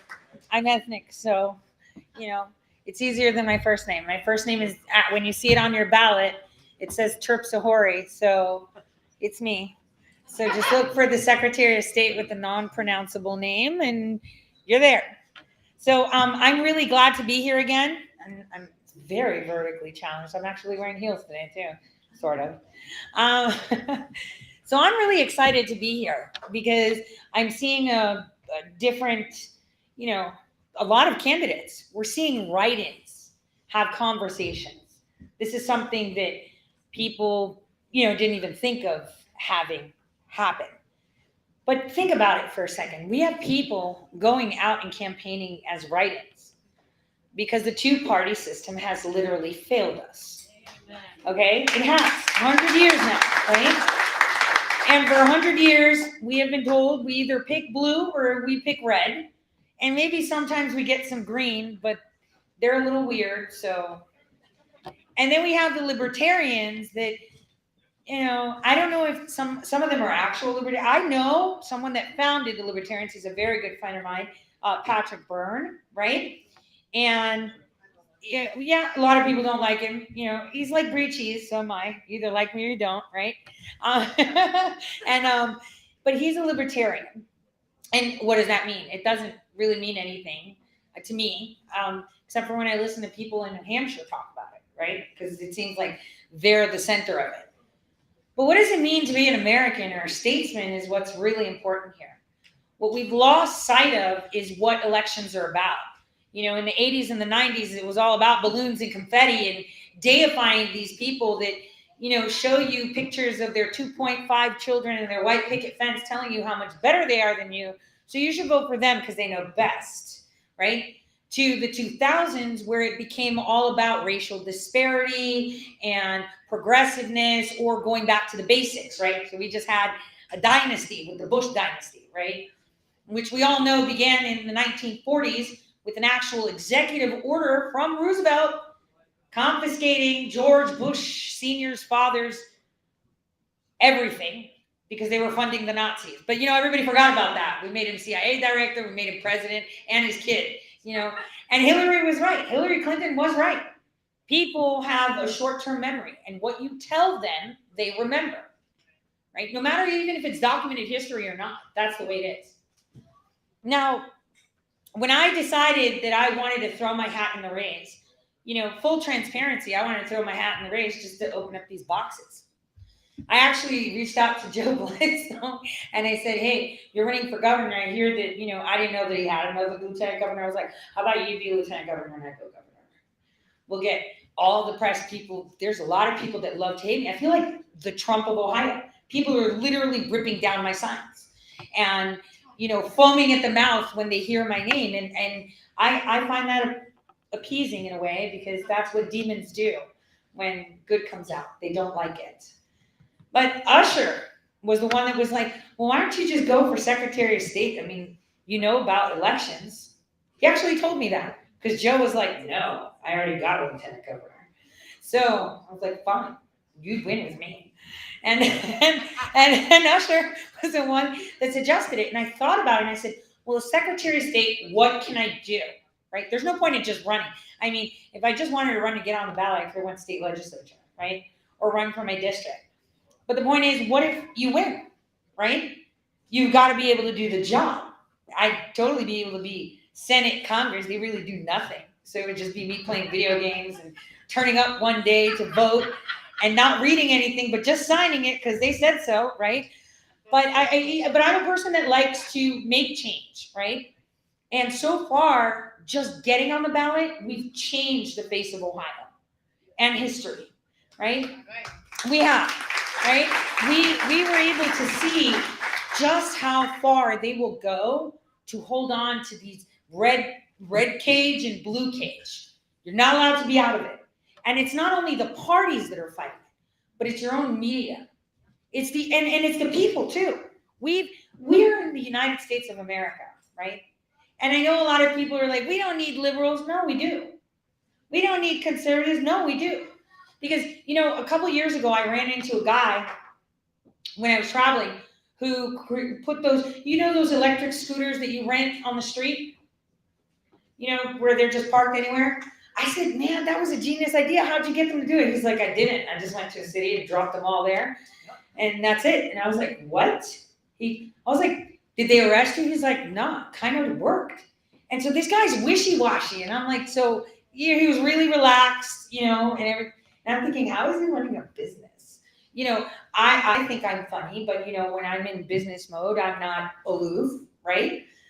This guy was aloof in business mode. So I was like, so turns out his actual business partner is a rigid person, super conservative, has 100 kids, goes to church every Sunday, has his guns. This guy doesn't know what gender he is, you know, kind of, he's very fluid, right? But it works, right? It works. Because see, this is the problem that we have in society today.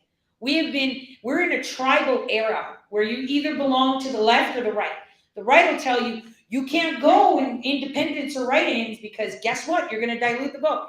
Not if we all don't vote for them, right? And not if we all vote for the independent, right?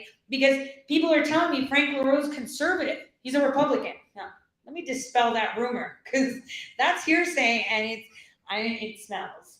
So let's start on that, okay? So yes, the GOP loves him, right? But you know who else loves him? Walmart. Right? When your businesses were closed down during COVID, his sponsors made a buck, right? Who else loves him? Pfizer. When you lost your job for not getting the vaccine, his sponsor made a buck. You know who else loves him? Pedophiles. Epstein.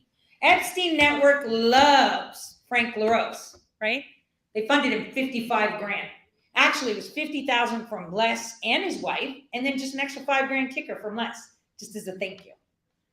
So when I hear Christians, conservatives, oh, what they're doing to the children is so bad, but then they're voting for people that are funded by the very people that are doing those bad things, I'm like, okay, so are you like a little conservative, little Christian? Like, where are we going with this, right? We need to be more careful where we drop our votes, right? We need to be more careful is to see who funds them. You know, it's unfortunate that they don't wear NASCAR suits, right? Because then you'd know who they're speaking for. And in the case of Frank LaRose, our legislators, all of them need to be lined up and spanked. You know why? Because they passed a law allowing him to also be a federal servant. Frank LaRose is actually officially a federal employee too. He's a DHS advisor. Now you tell me how that doesn't blur the lines between federal and state. It does. It's unconstitutional. And yet they got it into law. I hear people saying, DeWine shut us down, Amy acting, you know, and they're screaming and crying. And it's like, see, you're pointing at the wrong place. They will never do something that they don't have the authority to do. Let me tell you how these people work, because I used to be one of the corrupt people, okay? This is why they hate me so much. But there was a tax bill in March that they were passing right before the lockdowns. Nothing to do with COVID. It was just taxes. Guess what they put in that bill? Kind of like, just sign it, read it later. 2 sentences. In a pandemic, we cancel elections. Your legislators did that. Right? Not Frank, not DeWine, even though they've done a lot of other stuff, right? This they didn't do. So while all of you were busy pointing at the guys that executed that, you have to remember that they have to have the authority to do it. And that's the problem. We don't understand our civics anymore. And you know what? I don't blame anyone. Past 20 years, politics are just so stupid, you tune out. I mean, look at the way we look. We have people that can't string sentences together, right? That don't understand things. I mean, for all of you, I don't know if you've read it, but I actually filed a case in the Supreme Court asking, one, as an independent, to have observers at the polls, because apparently only Democrats and Republicans are allowed, right? And number 2, I want to see the counting. The law says I can observe the count. Right? And that count's done in a little black box called counting software, right? And LaRose, in his response, it showed that they don't understand how the voting machines work. And yet there he is, the Secretary of State. I didn't ask for all of the source code. Most of it's Microsoft. It's free. And a lot of it, Craigslist, which, by the way, keep on. Would you buy a couch from Craigslist easily? No, you think of bed bugs, like what happened on that couch, right? But guess who's sponsoring our election security? Craigslist. Like, come on. Can we get any more stupid? Seriously. This is where we're at. We've reduced ourselves, right? To what? So, I mean, when I saw that, I was like, are you serious? Like, we see Facebook protect, but come on, Craigslist protect. Like, have you seen the nightmares and the ads they have on there? Like, why would you even think, yeah, election security, Craigslist, legit, right? Nobody would say that. Nobody. So it's just so dumb. And the thing is, the other dumb thing is that people don't pay attention because they're so dumb. They make us tune out. You just you can't listen to them. You can't. You're just like, I don't want to deal with it. And it's like, look, if you don't deal with it, you're going to deal with it at some point. We're dealing with it right now. Look at that. With this, infodemic, right? They all conned us into thinking that they can mandate vaccines on us. They conned us into thinking that we have to wear face diapers. They conned us into locking ourselves in our house when they can't. And you know what? Out of all states, Ohio actually has an article already in the Constitution that's so broad, and someone else conned you to think that you need to pass a law just for that vaccine. You know what happens when you do that? You erase the one that's broad. You see how they work? Sneaky. Smart. Right? Sneaky. Because everyone's like, oh, there's this bill to stop the vaccine. Really? Well, why? You have a bill that says they can't make you take vaccines, they can't make you get health insurance, they can't make you wear masks, they can't make you walk on crutches. Why would you be specific? What does the Constitution say? Unless it's explicitly stated, all of the rights belong to you. So now someone convinced you that creating one direct one is the best way to go, which means it erases the broad one. You see, this is how they work. They come in with all the nice words. I mean, you would think LaRose is like, yeah, I'm like your friend. I'm a Republican. But by the way, I don't own any of your cyber infrastructure. I handed that over to the federal government. How do you feel knowing that all of Ohio.gov, which by the way crashed today, so weird, is all in the hands of the federal government? How do you feel about that? Where's the sovereignty in the state? So that means that the federal government can just log onto their computer and look at anything they want. How is that okay? He did that in 2019. See, I understand cyber infrastructure. I'm actually more qualified than all the Secretary of States you've had since 2000 combined to actually be Secretary of State. What do you know what the Secretary of State does? Keeps records, right? That's easy. I'm pretty good. You should see the amount of data I plow through every day. I've got hard drive. Maybe it looks a little bit disorganized, but it totally isn't, okay? But it's petabytes worth of data that I know where they are and they're organized. So that's one thing. It's literally a secretary. I have the glasses, so I'm already ready, right? So it's organizing the information. It's cyber infrastructure because we are in the years, of the age of information. Cyber infrastructure. I'm not the best coder. I mean, I will never admit what my capabilities are. But let's just say I'm okay with computers. Okay? I'm okay. So that doesn't mean that I'm going to create the internet, right? Obviously not. It's going to be Ohioans that went to school and studied, and I will hire them appropriately because guess what? I can actually ask them questions because I know the right questions to ask, unlike the other two candidates. We need to start sequestering our information as a state. We need to start monitoring our information as a state. We can't just have it open and unfettered to the federal government. I mean, what does that tell you? That's how communism works. I'm just in the new era, right? More upgraded, right? With computers. Back then it was just paper files. Now it's like, oh, your digital data is mine. And then earlier, some lady was talking about her ID and pictures of at the BMV. You were saying? You want me to tell you why that's happening? The BMV is a franchise, just like McDonald's. It's privatized. You can actually go and apply and open up a franchise to issue driver's licenses and stuff. And guess what happens when they're private? They also sell your data. That's why you can go on these weird websites like Rock the Vote, which, by the way, partner directly with the International Association of Voting.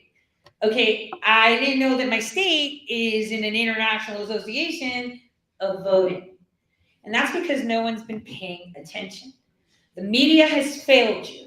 The Republicans have failed you. The Democrats have failed you. Everybody and their mother has failed us, right? So I'm running. Why? I guess it's my redemption. I helped create this mess, right? Years ago, when this software was created, it was created as a weapon of war, right? We were supposed to use it to elect leaders in other countries so we can have bloodless wars.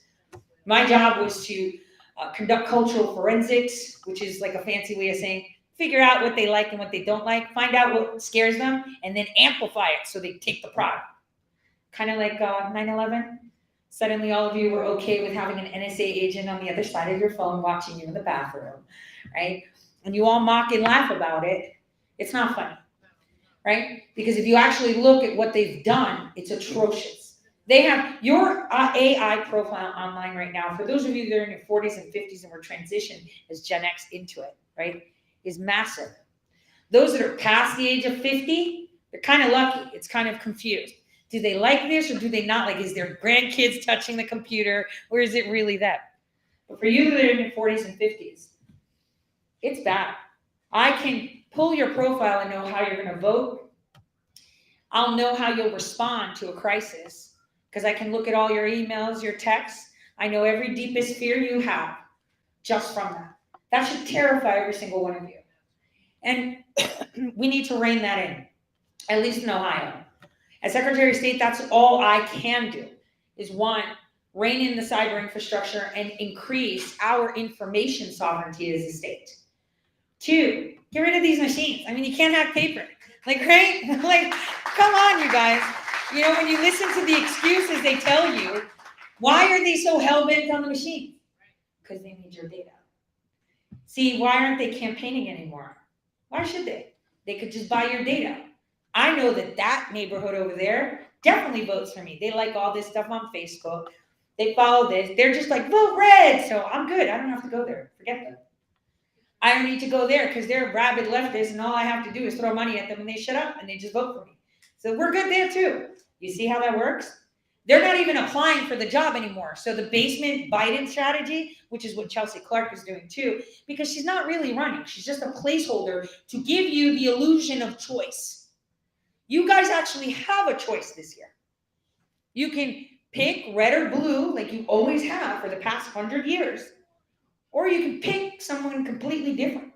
I think we had that choice a long time ago. You know what I love about President Trump when people say he walked down the escalator and no. You know what his favorite statement, my favorite statement that he said was, well, I ran as a Republican. Republican voters are, what did he say?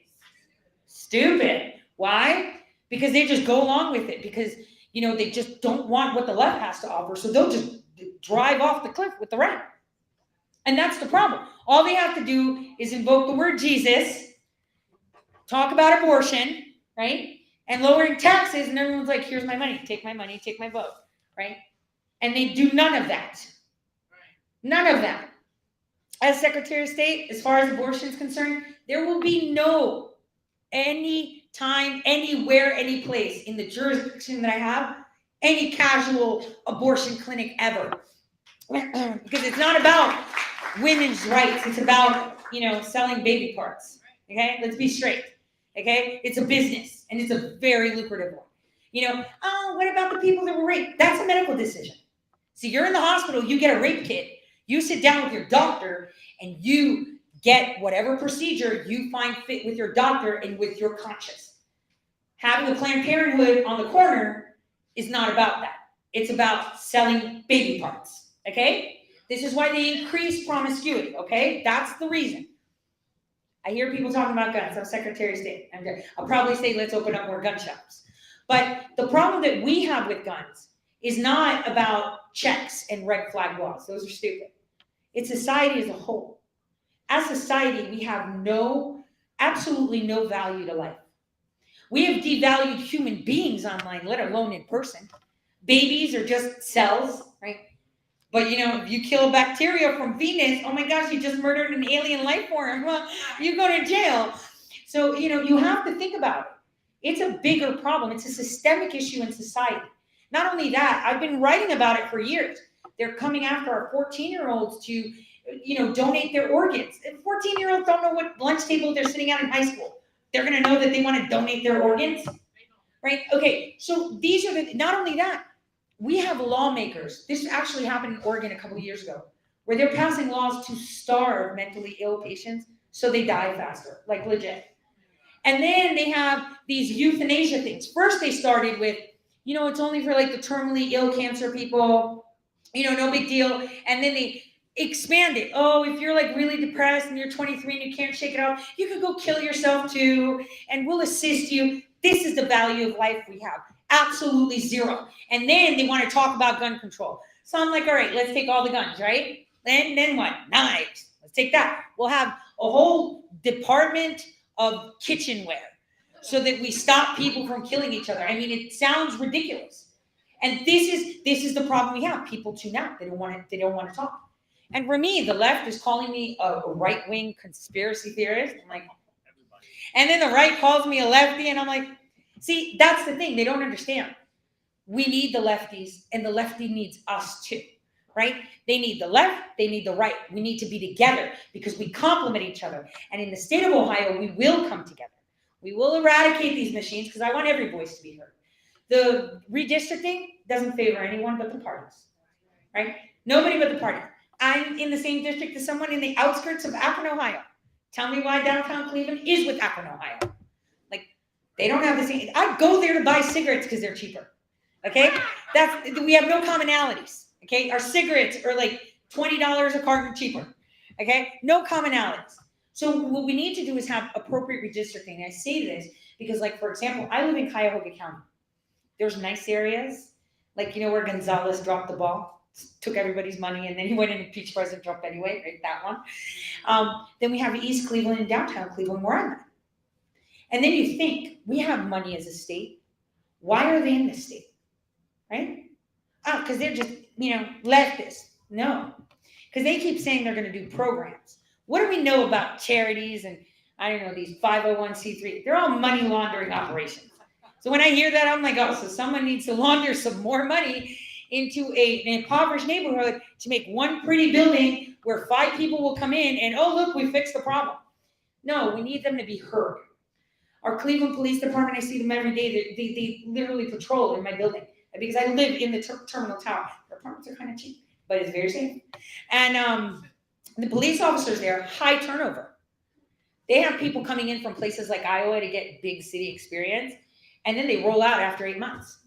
The pay is low, and they're completely disconnected. What we should be doing is going into our own communities and training people of the communities to serve their communities, right? And paying them appropriately. But look at the type of mayors they're voting. See, the elections don't just focus on the president. So when I hear, oh, do you think Trump won? Yeah, I did. By 120 million votes, if you ask me. I'm telling you that fact, and you'll see that will be true. I'm very rarely wrong. I don't know whose papers these are, but they're distracting me, so I'm just gonna I don't do notes. I'm a walking Google. So, that was so distracting looking at the numbers. All right. So, another thing that the Secretary of State, you guys, does, aside from managing papers and cyber infrastructure and executing elections, is managing small businesses. I'm a small business owner. I know a lot of you are here too. The one thing we don't have is help, right? We go there, they give you the forms, and then they tell you, yeah, just go hire someone. You do something wrong, you're screwed. Same thing with elections, right? I have a campaign full of just moms, dads, retirees, single moms, single dads, right? No one explains anything. You're supposed to figure it out. And then if you make a mistake, it's too bad. This is how they stymie our voices. I promise you, as Secretary of State, I will create the foundation for all of you to run, because you should be in your communities. And the way I'm going to do it is by eliminating the ability of any corporate funding of any candidate in the state of Ohio. It's dead. That is the one thing we're going to do. And I know the GOP and the DNC they're going all in. This morning, actually, we received a letter, and Wexner, the Epstein Network, reached out to the GOP, and they sent a scathing complaint to my campaign manager because a couple people who donated online, who don't take cash donations, didn't put their profession. So it's a violation, apparently. I know. We know it's stupid. In court, it's going to be like, this is retarded. They asked for it. They didn't want to put it in the store. But the thing is, look at how far they're going. And look who's coming for me.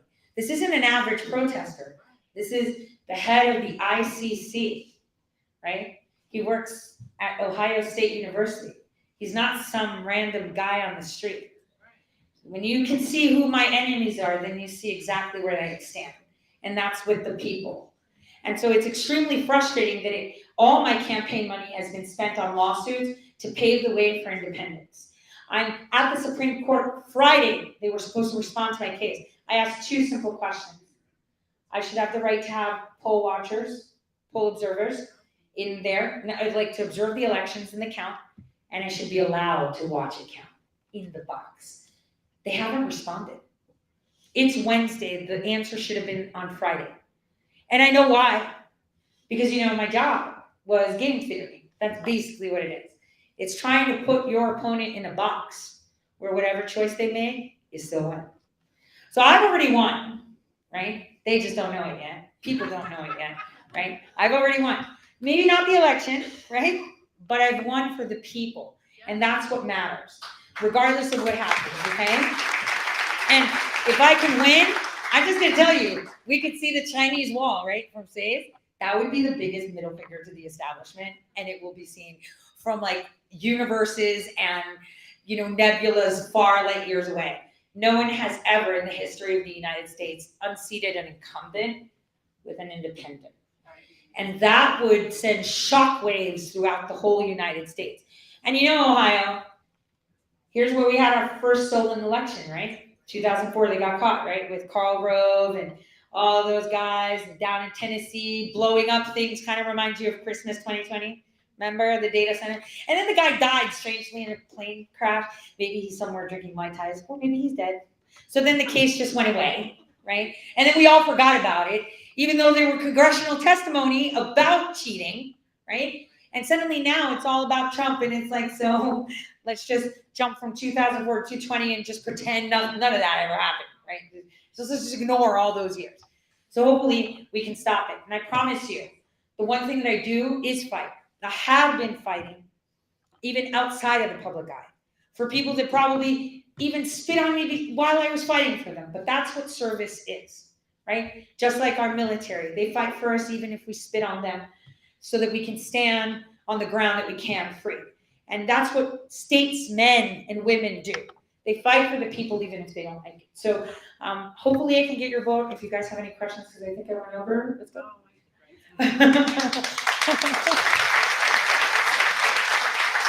Do you have any questions? Any questions? Wow, you covered it all. Oh, right there. I like. You got like more detail about the connection between Rose, Ohio, Jobs for Ohio. Oh yeah. Thank you. I'm going to try to abolish Jobs Ohio. So quick one on that. let's go back in time to when LaRose became a legislator.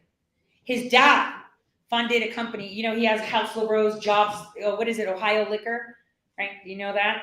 House LaRose, biggest beverage distributor for liquor, alcohol, devil's drink, right? Whatever you want to call it. He seeded a private nonprofit called Jobs Ohio, which stands Jobs Ohio Beverage Services. While LaRose was in office, they made it part of legislation. Jobs Ohio is actually a partner with the World Economic Forum. Oh, and by the way, I forgot to say, Klaus Schwab endorses Frank LaRose. So I want you guys to pay attention. Oh, and one more thing, thank you for reminding me. So I've been telling people that he went to Ukraine to help select Zelensky, right? Someone asked him that question. He went on the defense. I've got the soundbite. He said, oh, I was just there visiting my sister working for the UN.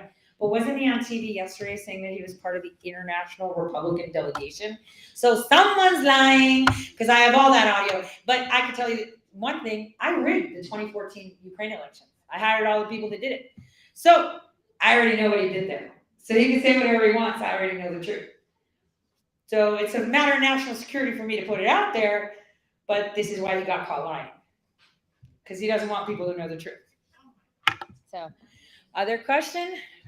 Didn't he also go to Nicaragua? Yeah, oh, he went to Nigeria. Oh, and in 2020, in September, he went to Israel and told them we have the safest election. He leads the NASS, the DHS, what is it, the Disinfo campaign? He's the leader of that too.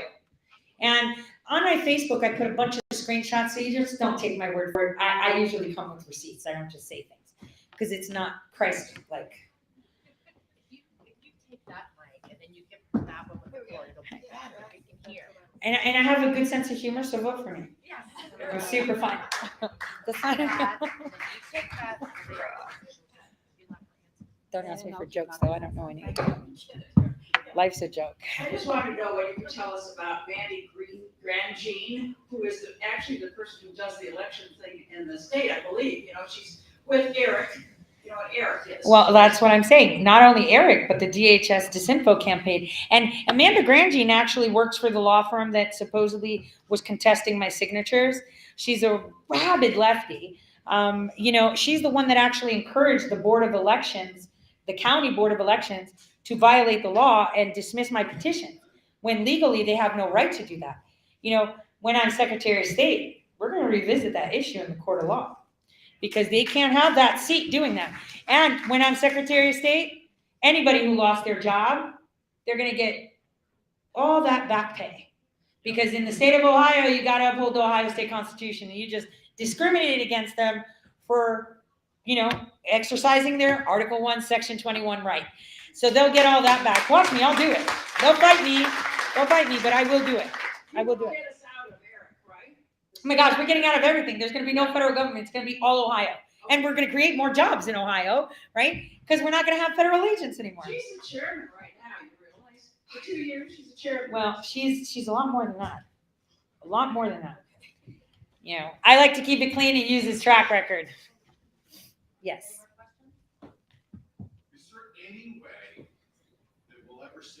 Is there any way we'll ever see paper ballots, hand counts at the precinct level? I know why they're resistant to it, but it's the only way they have a free and fair election. Yeah, they don't want that. They don't want that. And in fact, oh my gosh, it's this week, right? They're supposed to be mailed to me. I have anti-counterfeit technology ballots. The same technology in your dollar bill on a ballot.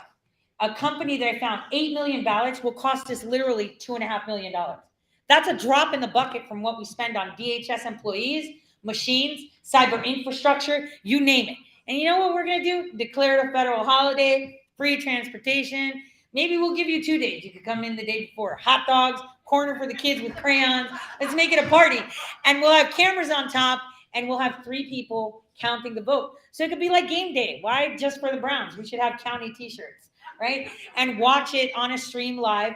Because do they think that everyone is dumb, that they can't count? Oh, look, circle. What's that? Guess it's for that person. Fair enough. They act as if people can't count. And you know what? Georgia did a recount, if you guys remember. They have the same type of population. I think they're 7.9 million registered and we're 8 million registered. They did it in 10 days. So how come they keep complaining that we can't do it? Especially if we had the body count, right? Any other questions? How do you feel about blockchain voter ID? No. Those people here probably. No, yeah, no, I know that very well, actually. I'm very well versed in that. That's what Frank LaRose wants to bring here. That's why he got the Conic purchased, Vodem purchased Conic. Vodem then became No Ink, which are our co-pads, right? So I know this stuff. I'm very well versed. And the problem with blockchain is that if you bake in programmability, you can't detect it from the kickoff. And that's what they're trying to do with the cryptocurrency that they're trying to give the CBDC here. I've been screaming about it for like ages, synthetic homogeneous currency on my show. They will cheat and they will program, and then you will never know if they're cheating because it's code that you can't see. Yes. I just wanted to back you up in the question of Tucker Carlson the other night had, 2 weeks ago, had a guy on from France, and he said, the guy said, we use only paper ballots, we count them right at closing time with 3 people, like you said. Mm-hmm. And Tucker, with a little suppressing a smile, said, how many days does it take you to get the final count? And the guy from France says, we have it by 11 p.m. that night. Exactly. So, Exactly. So does India, so does Britain, et cetera. So do all of them. That's why I had a hard job, as you can see, convincing them to take our machines then. As you can see, France was never our target. It was people like, Iraq, Sudan, Ukraine. They'll do whatever we want because we own them. And that's very sad. There's signs in the back if you want yard signs. I would suggest to take 2 because they might rip down one of them. Yes. So you do in Ohio have a contract with Conic? Yes. And so. Well, not with Conic, with Vodem, with No Ink. They're out of Missouri, and No Ink. So it's Conic purchased by Vodem, and No Ink getting Vodem. So it's the same stuff. We have Conic. Yes, the code is there. Yes. So Whole Tooth is the software being used. Yes. So. At the core of it.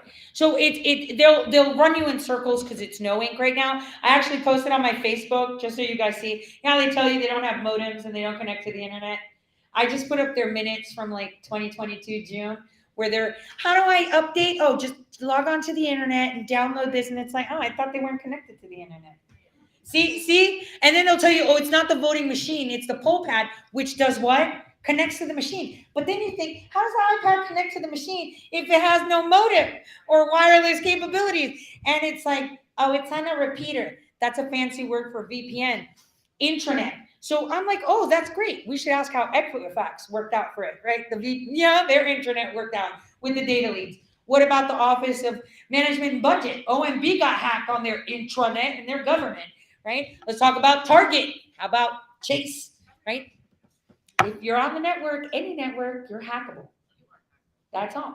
Yes. Okay, so I follow True the Vote, Greg Phillips. Yes. I know that Eugene Yu got arrested. Yes. Right? He's the CEO of Conic. Right. Hearing that, I emailed Frank LaRosa's office. Does Ohio use any Conic or pull cheat? Right. No. Right. He doesn't because it's No Ink now. Right. So it's technically correct. Then I just emailed them again. What about Vodem? They haven't responded to me. Yeah, Vodem is a Cleveland company, and then that was purchased out by you see how they funnel? It's like a shell game. They 1, 2, 3. That's it. And they just buy each other. And then when you ask them, it's like I sent them a thing saying, hey, who's the escrow company that has the source code for the machines?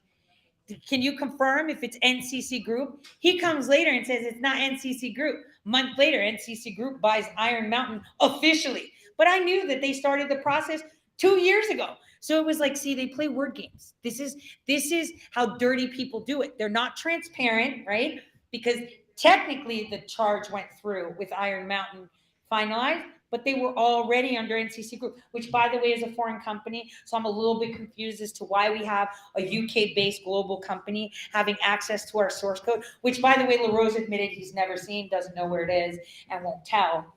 But, he's got other problems. His whole server went down today. But then he told you after the fact that it was scheduled maintenance, right? After people were like, what's going on? We have nothing. He's like, oh, by the way, it's scheduled maintenance. Usually you put those in advance. I'm not a specialist and I suck at timeliness, but yeah. Yes. Oh, yeah. That's exactly great. Like Yoast. Okay, I'm going to be nice. But I saw Yoast's young man who spoke for him, and he was like, we held the drug companies accountable. We sued them for $808 million. And everyone's like, yay. And I was like, oh my God, that's such BS. Because here's how it happens. It's like the Hunter Biden companies too. It's Pfizer 1, 2, 3, 4. So what he did was target Pfizer for. They went bankrupt. All he got was $808 million, which is a drop in the bucket for Pfizer. That's like what, an hour's worth of work? And then they just went bankrupt and they moved all their stuff to Pfizer too. That's how Hunter Biden did all his stuff, funneling money too. So, and I also have to say that I'm kind of shocked, that it's happening in Ohio. It's really sad because Ohio was called the heart of America. Now it's called Find It Here. I guess maybe it's, hey, it used to be the heart of America. Now let's find our spine back, America, here, because it's really sad. Just looking like the lady that was arrested from Strongsville. She had that company EAC selling children. That happened under Houston and LaRose's watch and all these Secretary of State. She's selling babies and making profit. Turns out her son was the FBI, investigated it for her. She got only 3 months. And he got a promotion too, so that was weird. Really weird. But this is the problem. We have businesses in our state that are doing business that should not be operating here, right? We have constitutions, we have laws, right? And they should be straight. And another thing, have you ever looked up a business? How do you know if you're looking at the business or a shell corporation? Because if you look up Vodem, there's a Nigerian Vodem too. You're like, wait a minute, what? And it's literally from Nigeria. Someone said the name, and I was like, oh, it's Nigerian. He's like, how do you know? And I was like, yeah, I've been there too. So know that language very well. It turns out it was Nigerian. And the thing is, we don't get proper identifications of these companies. We don't know what's foreign and what's not, because if it's in Delaware, it's considered foreign, right? So we need to fix that up. And as Secretary of State, I'll do it. I mean, I'm more than capable. The thing is, we're going to have to do this old school though. Yeah, we're going to have to do it old school. It's got to be word of mouth. They won't even see us coming. Oh, and by the way, President Trump is coming on November 7th, just so you know. Yeah, it's his last rally in Ohio, the day before the elections in Dayton. So that'll be fun. Yes, it will be amazing. So everyone get out to vote on November 8th, right? Because the sooner you go, you give them metrics to tweak the algorithms. Yeah, they already count. I know. You should write to him and ask him to. That's what you should do. You should write to him and say, well, he didn't endorse LaRose last time, so that was fun. He went with the 2 judges that said, oh, we just want to throw a case out because we don't like her affidavit. It was the most ridiculous thing I've ever seen. I mean, it's a banana republic, and I'm pretty outspoken, but I'm very transparent. Very. Sometimes we'll fall. But it's necessary. Yeah, no, it's necessary. There's a time and place for everything. There's a time and place to play the 2.4 kids in the white picket fence, a time to play the liberal card. There's a time to play, you know what, I'm so tired of this. Let's turn all this off and let's just start all over. Let's go. And that's the time. This is where Ohio is right now. And we need that. We need no more pretentious stuff. Any other questions? I'm going to actually cut off the questions because we Good. are at 9:30. We're like, I was I should sing.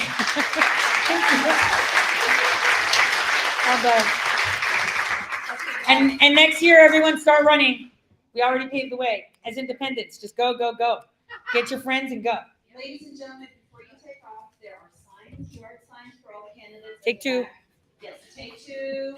And then the donation jars are for the farm because they have graciously let us use this venue and have been so kind with their staffing and everything.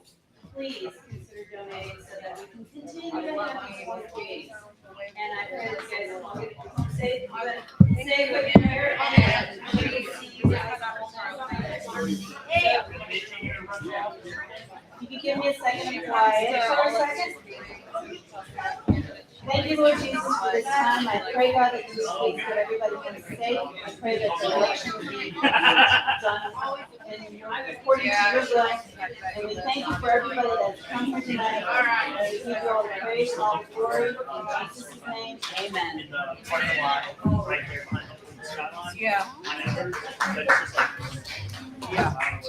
Are you glad it's over? Well, it was. How do we turn this thing off? Great talk. I have to sign.